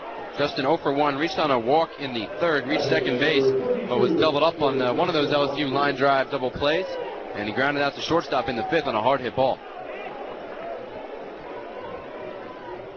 This will be pitch number 85 for Wilson. Pitch on the way to Ruckte. On the ground, chopped foul outside of 3rd. Now, Coach Graham didn't move for that one either, but last night, we haven't discussed it here, I don't think, he got absolutely drilled in the left knee. Talked to him about it this morning. He said it didn't hurt, but there was a severe welt on his inside of his left knee. So not a lot of pain, but it doesn't look real pretty. There's the 0-1, high and outside. But coach who refuses to move yesterday had no chance to move. An absolute one hop off the wet grass rocket. He actually made a joke and said if the grass weren't wet, he could have gotten out of the way. Since the grass was wet, he had no chance. 1-1 is outside. Colkhorst waits on deck. 2 down, bases empty. Yesterday's crowd was 46-15. I don't know how today's crowd could be bigger since we haven't been selling any tickets. 2-1. That ball's hit the center field off the end of the bat. Raymer started back. Now will come in and squeeze it for the inning-ending catch. For the Owls, no runs, no hits, no errors, no men left on base. Well, the 7th inning stretch is upon us. The Owls go to the bottom of the 7th with a 2-0 lead. You're listening to the Super Regional at Reckling Park on the Rice Owl Sports Network. Here in the bottom of the 7th, Rice leads at 2-0. Matt Heath, 2 strikeouts, both swinging to his credit here today. Hunter Brown comes up even with the bag at third base. Heath, the switch hitter, is average now at 291. First pitch is squared to bunt, fouled it off. And it's an 0-1. Got a question here from one of our fans of how the Owls would offer tickets to games following this. We're going to hold that to the end of the ball game, but the ticket office number is always in vogue at 713-522-OWLS. And those would be very limited, especially if Nebraska would make it. 0-1 pitch is high and outside. But we're not even discussing let's that. Let's not go there. So 1-1 to Heath. Fans starting to get a little antsy here. We're in the bottom of the 7th. Pitch on the way to the left fielder. Popped right side. That's a souvenir. See if somebody can make a play. Reaching over. No. Gentleman had taken off his hat to try and catch it by reaching over the edge of the stands, but it's a long way down from that spot. So 1-2 now to Heath.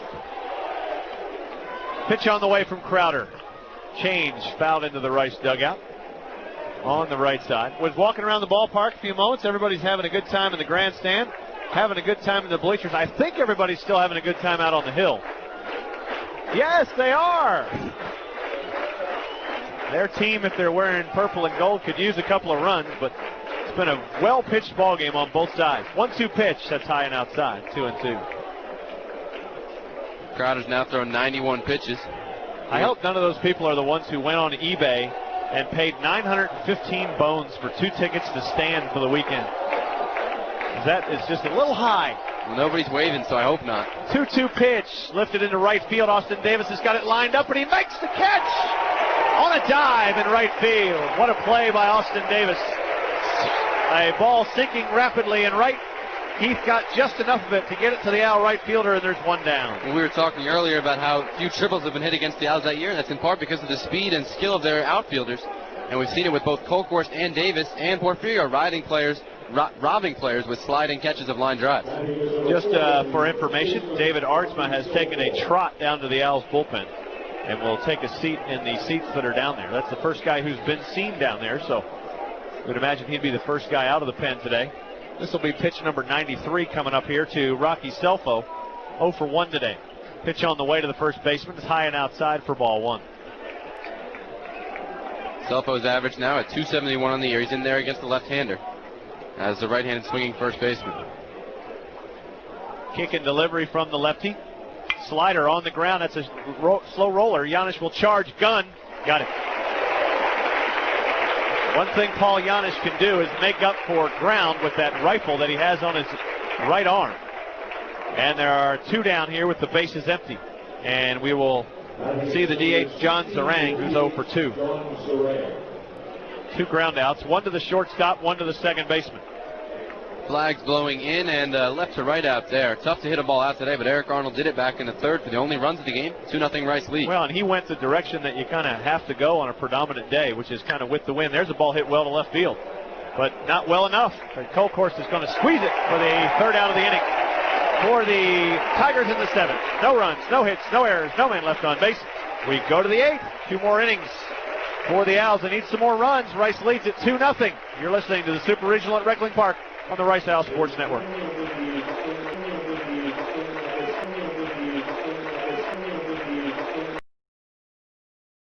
Against Brian Wilson, who has pitched admirably, to say the least. He has thrown 88 pitches, 7 innings pitched, given up just 2 earned runs, 1 walk, 6 strikeouts.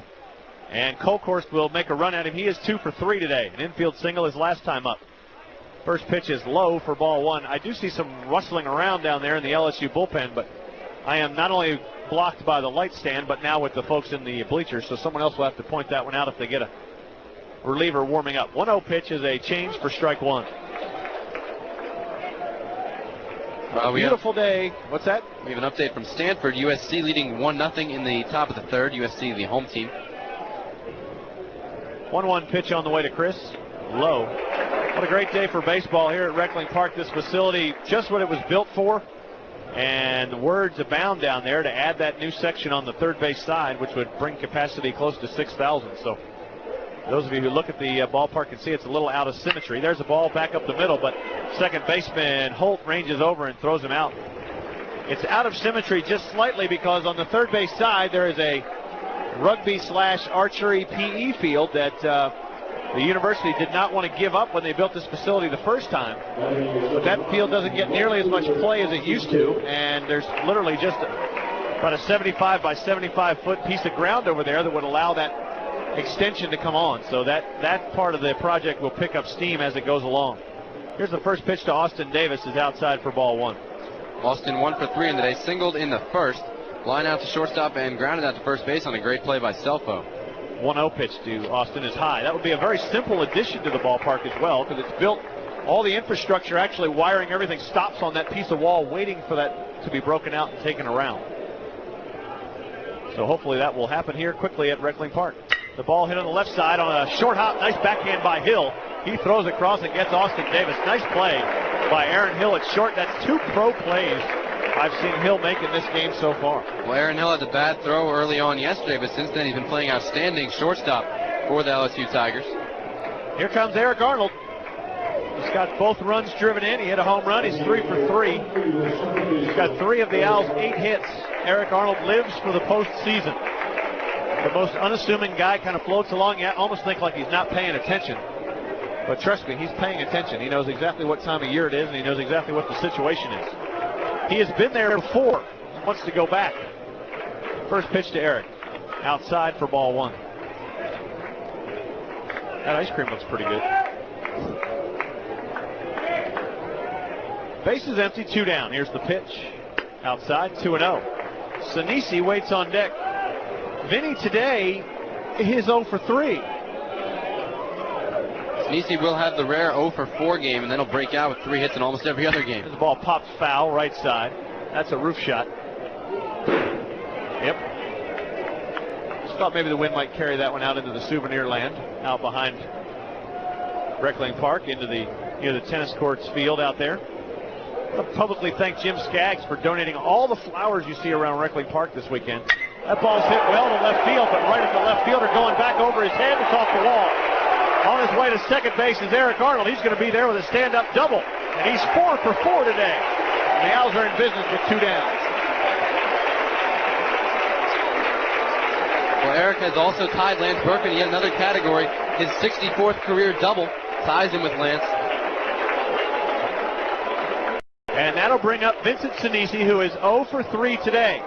Here comes Dan Canavari, and he will go out and have a conversation. I don't think, unless we're blocked out, that LSU's had anyone warming up long enough. And did he point down there? The number I'm given is Jake Tompkins, a right-hander from Auburn, California. He's been the LSU closer the latter half of the season, did make a start in last weekend's regional. We'll see. Has he been throwing that long? He hasn't been. He's been throwing long enough. But he's throwing long enough, so we'll see if they bring him in to pitch to Sinisi or if they'll go with Wilson, who would be understandably tired. Well, they may pitch around Sinisi, give him a little more time to warm up, and bring Tompkins in to face Hunter Brown. That's also a good possibility. And to be quite honest, that's what I would do. Because Sinisi's not going to go 0 for 4 very often. So we'll see if it's an automatic 4 pass. Or if it's a semi-automatic 4 pass, as in not officially, but pitch around it. Well, I think this is, I would say with the way Vinny covers the plate, I would say you got to stand up and walk him if you're going to walk him, because if you miss a little bit, a good enough hitter, he'll drop it into left field. It'll be a 3-0 game. But Phillips is going to crouch down behind the plate, so we'll see how they deal with this. Wilson at the belt. Here's the pitch. High and outside for ball 1. Now they'll stay away from Vinny, and he'll punch it into left field. That wind drifting in straight in from left.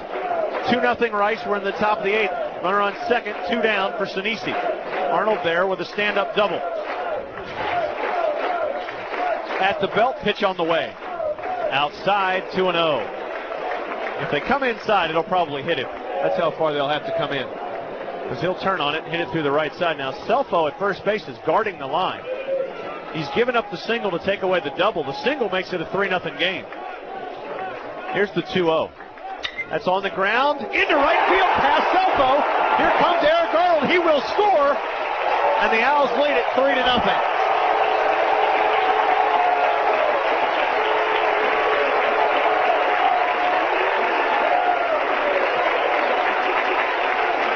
Well, we've seen Sinisi do that about 3 or 4 times in the last week. They've been guarding against the line against him in the postseason, and he just shoots one through the hole. He had one last night for an RBI in the big 3rd inning, and the Owls finally score a run that's not in the 3rd inning. I'll tell you what, if Selfo's playing the normal position, he makes that play easily, but he's guarding the line. I don't really understand why he's guarding the line to take away a double.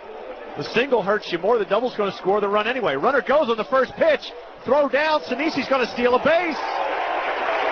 Pitch was high for ball 1.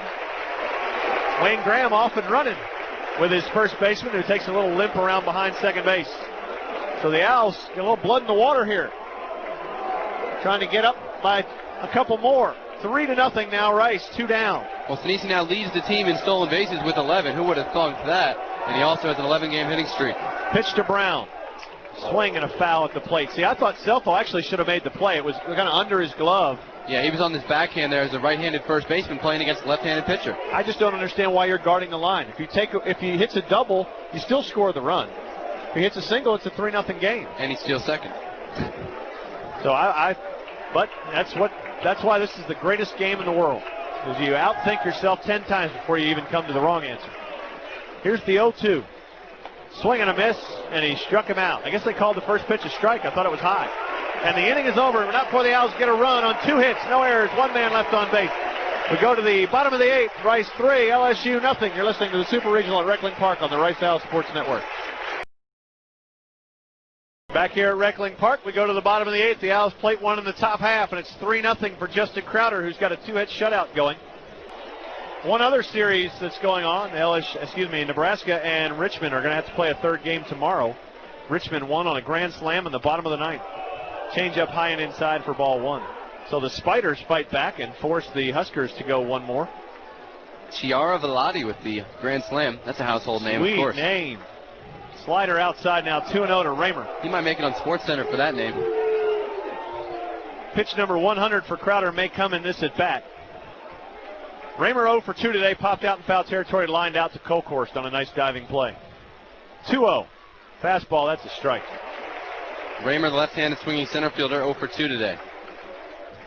Raymer, Phillips, and Holt scheduled to bat here in the bottom of the 8th. LSU is the home team in game 2 of this series. Rice one game run, 6-0.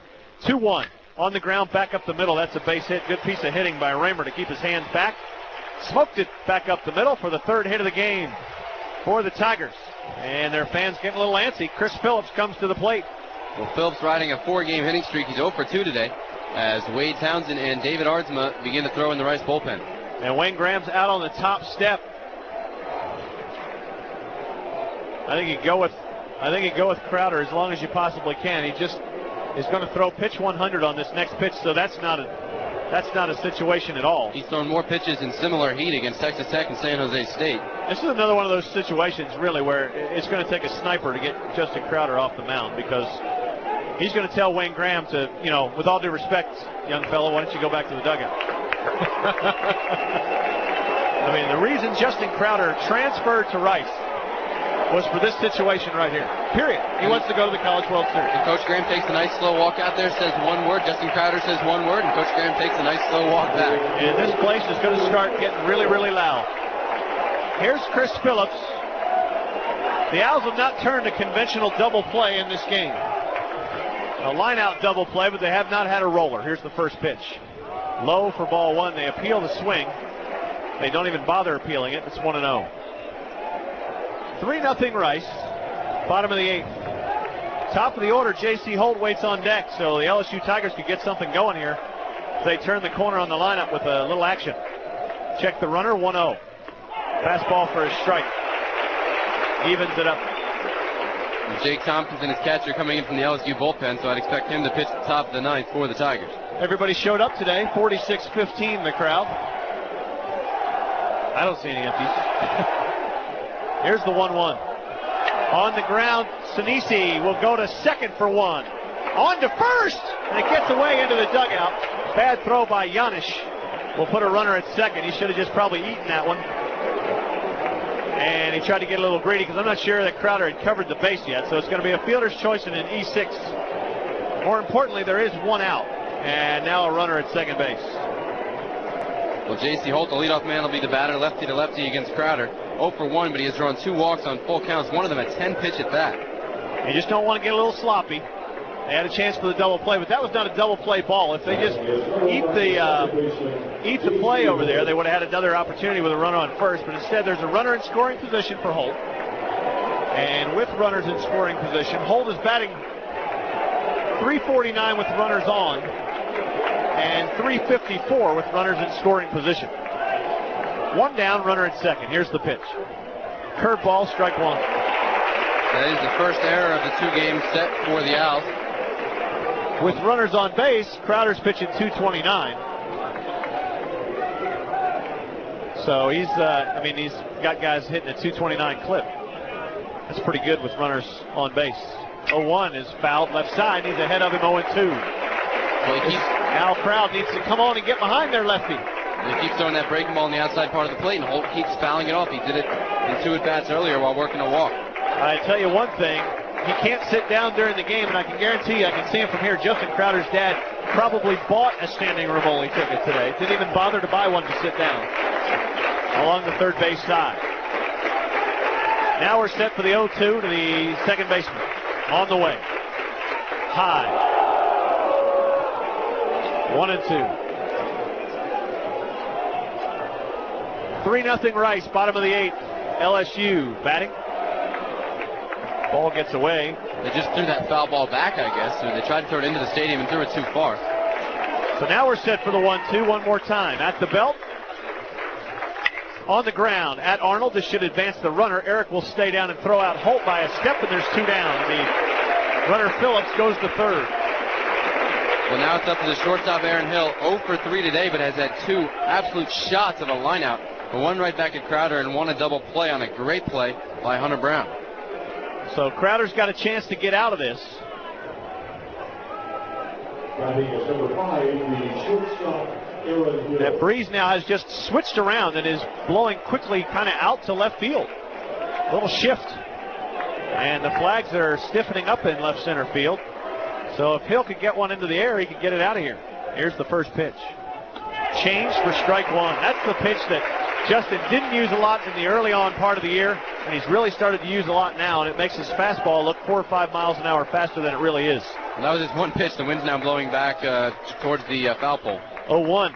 That's way outside and high. Kind of let that one slip out of his hand. You want to make sure they at least get a hit to score the run. No wild pitches here. So that may make throwing the slider inside to the hands, although Justin Ruckey is as good as anybody at blocking balls behind home plate. One wild pitch today for Crowder. Just 3 on the year, however. And the 1-1 on the way to Hill. Popped foul over our heads, and it's 1-2. Al fans are going to come to their feet here to try and get Justin Crowder through the 8th.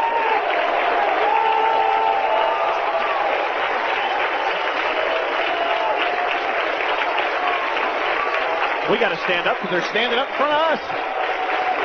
1-2 to Hill. Runner at third, 2 down. Trying to protect the 3-0 lead. Pitch on the way. High and outside, just missed it. It's 2-2. Woo, Justin Crowder wanted that one big time. These fans, this is where you know that they're outdrawing the LSU Tigers. It's the only time you'll notice it because the LSU Tiger fans are louder. Here's the 2-2. Swing and a miss, and he struck him out to end the 8th.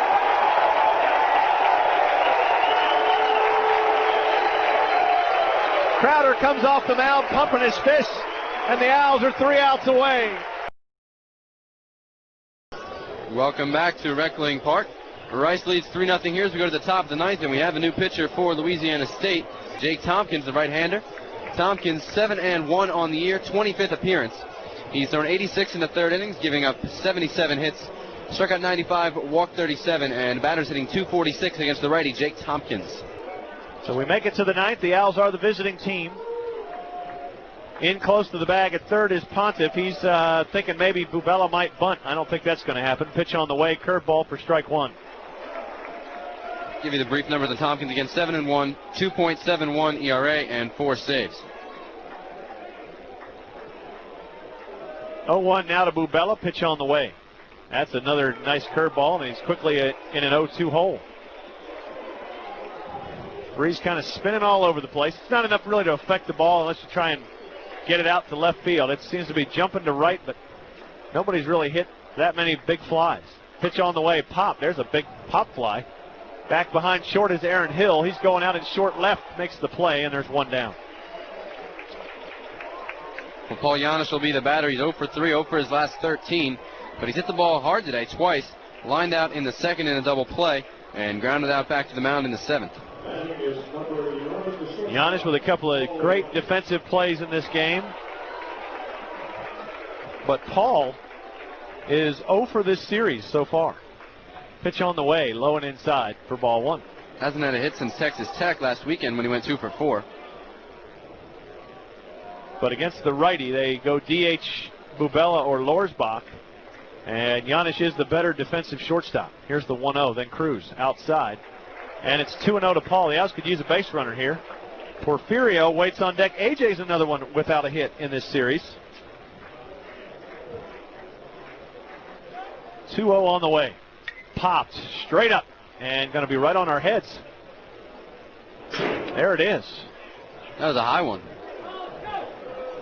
We quite possibly, that was over to our left.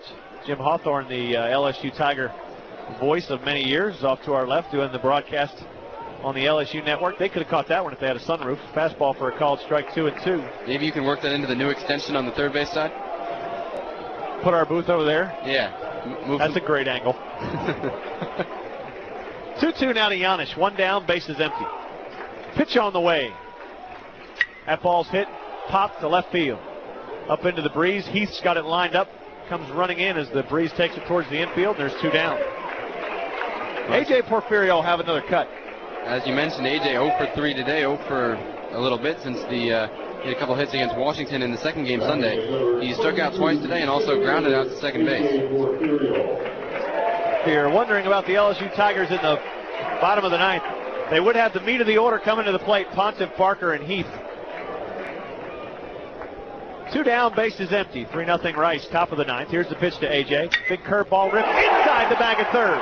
Headed and bounces off the retaining wall. A.J.'s heading to second base. The ball's bobbled in the outfield by Heath. He wouldn't have gotten him anyway. And A.J.'s up with a 2-out stand-up double. And A.J. gets off the schneid for the weekend. Good to see A.J. getting that hit. He absolutely ripped that one down the third base line. One of his favorite spots because he gets in that corner and he's got an easy double bouncing off that wall. And how big would a little hit here by Justin Ruckty be for the Owls to get up to a 4-0 lead? Well, he hits the ball hard enough. You just got to find a spot. That's exactly right. So Porfirio at second, 2 down. Runner in scoring position. Ruckty coming to the plate with runners in scoring position. Justin is batting .250 on the year. Drove in a run in yesterday's game. Tompkins at the belt. Here's the pitch. Fouled back to the screen on a fastball, 0-1. Saw A.J. and Hill out there at shortstop discussing things after that double. And Hill's probably telling him that he better be watching out for that pickoff move that has caught 2 runners already in this series. Strong wind now blowing in from left field. All 3 flags. 0-1 now. Ruckty at the plate. In the dirt. Evens the count up.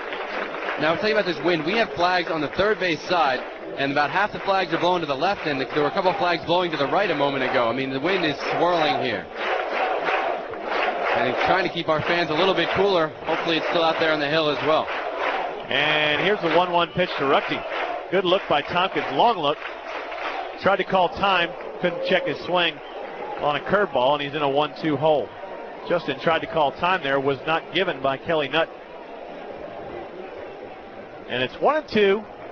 2 down, runner on second. I would be surprised to see A.J. try and steal third, maybe get him to throw the ball into left field. Got nothing to lose. Tompkins with a long look. Good lead for A.J.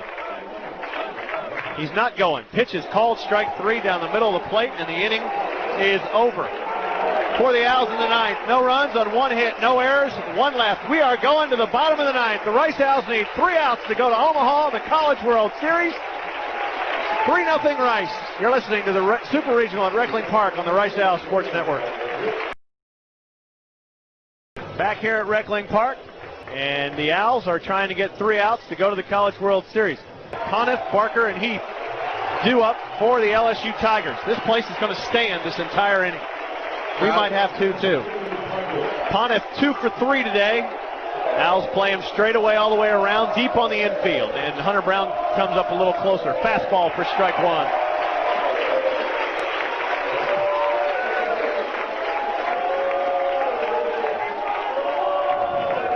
Pontiff up on the batter's box, left-hand side. 0-1 pitch on the way, strike 2. Along with Jonathan Yardley and Jason Gershman, Frankie Hicks, and Jordan back at KTRU, this is Mike Pede. We are in the bottom of the ninth inning. Rice 3, LSU nothing.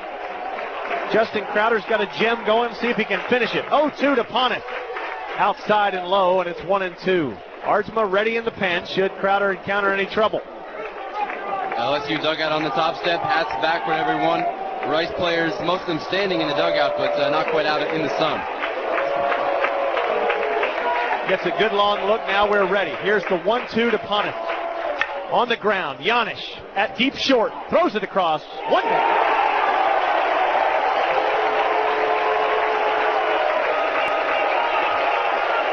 The first one is the biggest. The Owls have never advanced to the College World Series off of their own field. They've done it from Lubbock. They've done it from down on South Main at the Astrodome. They'd like to do it at their own ballpark. They're 2 outs away from doing just that. The batter, Sean Barker. Barker 0 for 2 today. He had a sacrifice back in the 4th. A ground out and a line out. 115 pitches now for Crowder. First pitch to Barker's high and outside. He's going to have to step on a landmine to come out of the game. Or get 2 runners on with the tying run coming to the plate. Bases empty, 1 down here. Here's the 1-0 to Barker. That's a strike on the inside corner, and the count evens up at 1-1.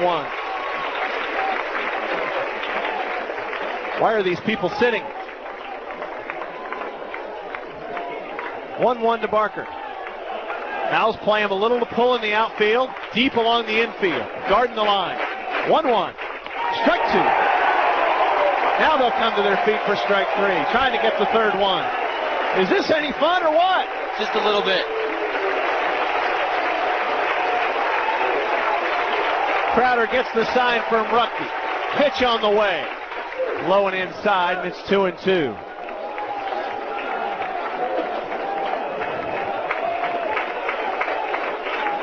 Two in the third, 1 in the eighth for the Owls. Zeros across the board for the LSU Tigers. But the last outs are the most difficult ones to get. 2-2 the count.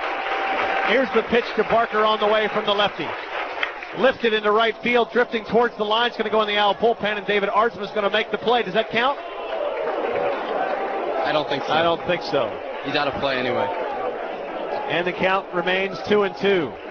Barker, their best hitter, 383.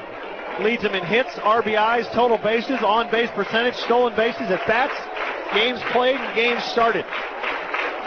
He'll battle, I guarantee you. 2-2 pitch on the way. High, tried to get him to chase a high fastball, did not. 3-2. Waiting on deck is Matt Heath.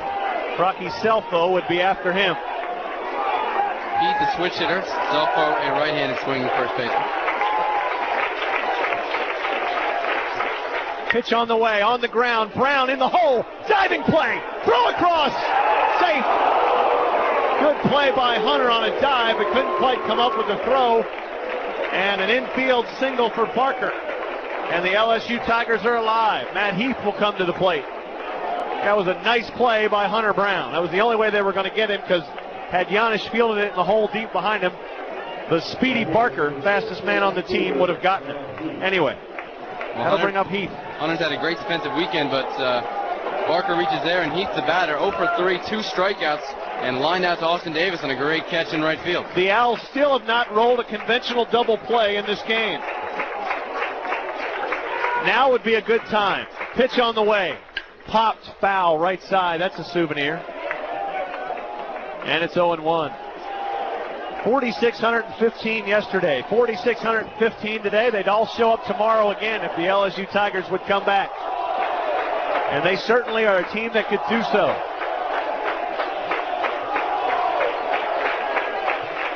Now we're set. A good long look from Crowder in. Working against Heath.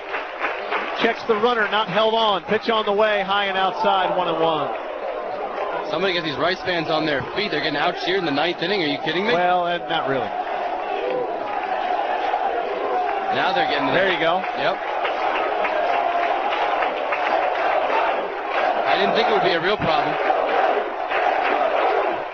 Here is the 1-1 pitch to Heath. On the way. Called strike 2, and it's 1-2. He's ahead of him. Let's see if he can get him to chase an off-speed pitch and roll it on the ground for a pair.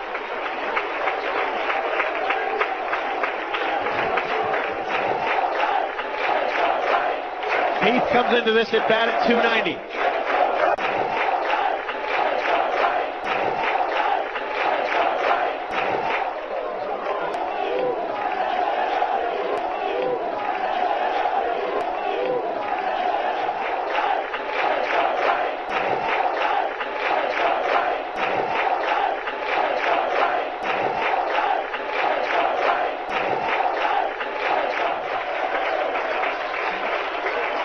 Two on the way.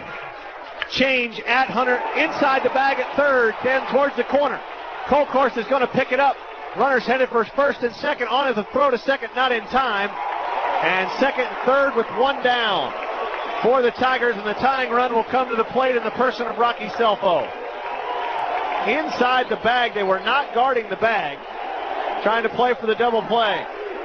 Wayne Graham's on the top step. Selfo on the year as 2 homers and 10 runs batted in. Wayne Graham's going to come out. He's got Townsend and Artsma both ready.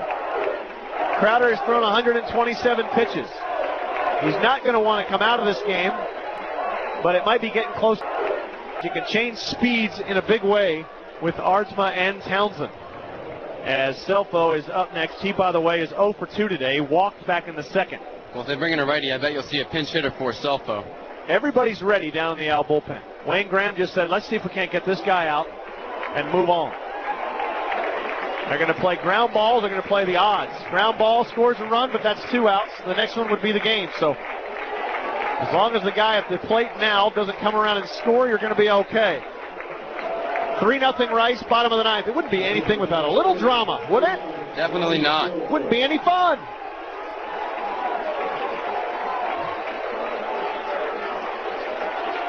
Fans at their feet again. Lined up against Selfo. Right-hand batter up on the plate, back in the box. Pitch on the way.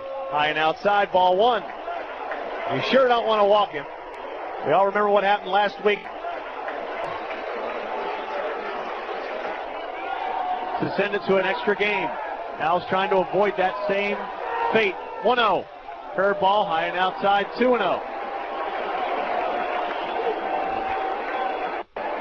Ardsma and Townsend both ready in the Owl bullpen.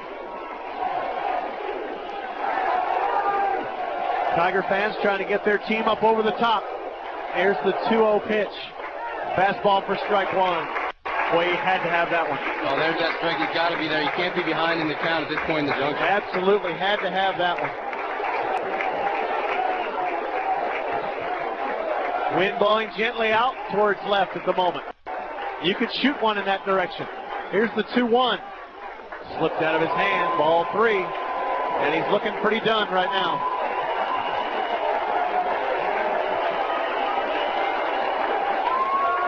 LSU fans coming to their feet making a little noise. 3-1 now to Selfo. Crowder's got a base open.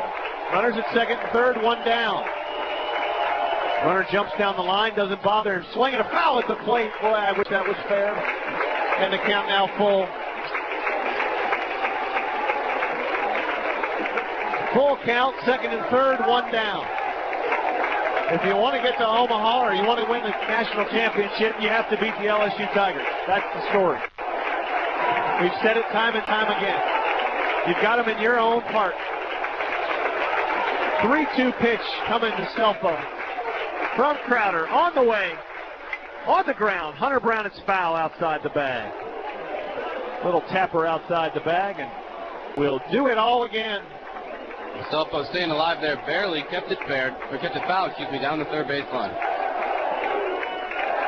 Threw the changeup right there.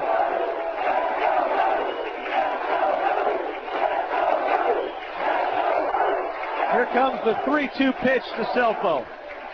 Popped, right field. Now it's going to stay on the infield. Eric Arnold's got a chance. He makes the play, and there's 2 down.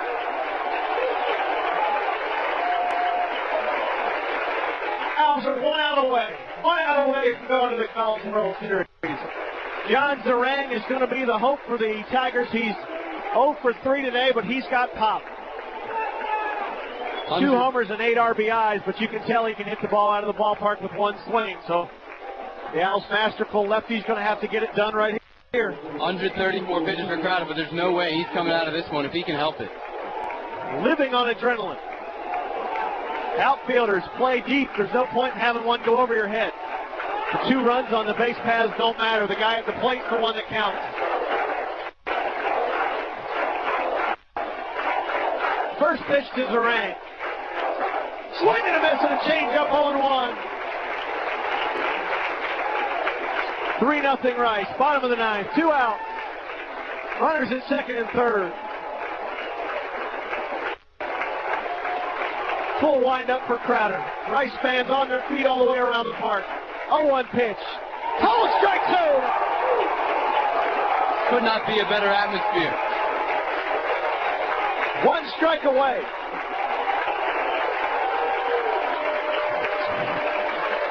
Crowder bearing down. Zarang 0 for 3 today. He's got a chance to get the Tigers on the board.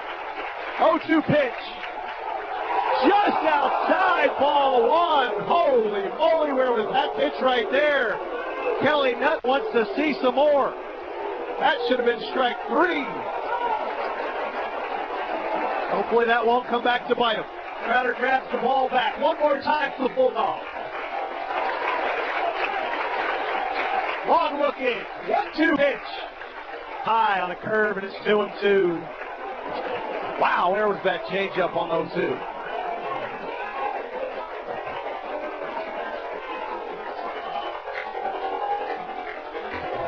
Mike's going Durang stepping back in. 2-2 pitch on the way. Top right side out of play, and the count remains the same. 2 on, 2 out, 2 down. Owls lead 3-0. Mike gulping down that water in the excitement.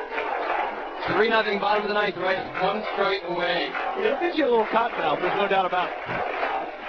Now we're set again for the 2-2. Crowder with a long look. Here is the pitch. Just outside, full count.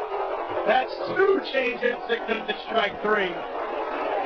And the tying run could be walking to first base with another one of those. Left-handed right on deck with 140 pitches now for Crowder. Second, third, 2 down, 5 of the 9th. 1 more pitch. On the way. On the ground, Sinisi grabs it. He'll throw it to Crowder, covering, and the Owls are going to the College World Series.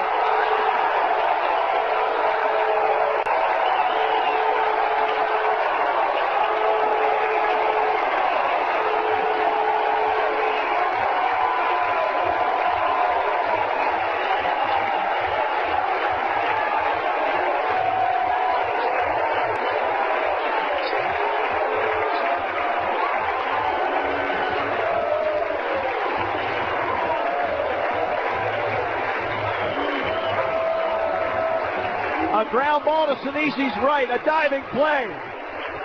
He gets it to Crowder covering, and the inning is over. And the Owls are going to the College World Series for the 3rd time in their history.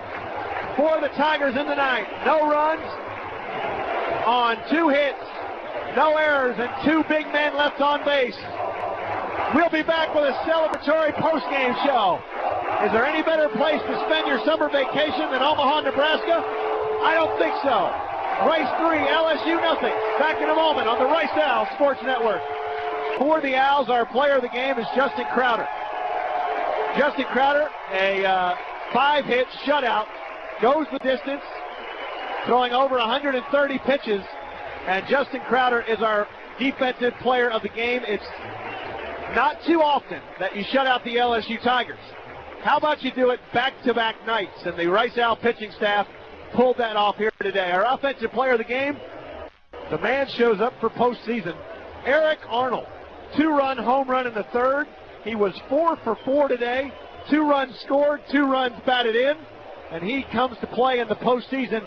The senior wanted one more taste of Omaha cooking, and he's going to get it started on Wednesday afternoon when the Owls head to Omaha and play sometime either Friday or Saturday. I'm going to wrap this one up. It was a pleasure. I know that Jonathan will thank everybody, but 3-0 the Owls win. I'm going to turn it over to Jonathan to finish this one out.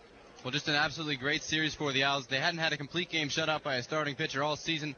They get back-to-back shutouts here. Justin Crowder, 141 pitches. He gets the win. He's 10-2. The loss goes to Brian Wilson. He's 10-5, and the Owls go to the College World Series. So we want to thank our producer today back at KTRU. That was Jordan. We had Frankie Hicks working the soundboards for us here in the box. For my broadcast partners, Mike Pede and Jason Gershman, this is Jonathan Yardley. We will talk to you again next week from Omaha, Nebraska, most likely on Friday. And the Owls will face either Texas or Houston. What a matchup that's going to be.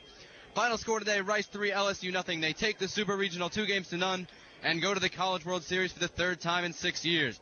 This has been a production of the Rice Owls Sports Network. Good afternoon from Reckling Park. We'll see you in Omaha.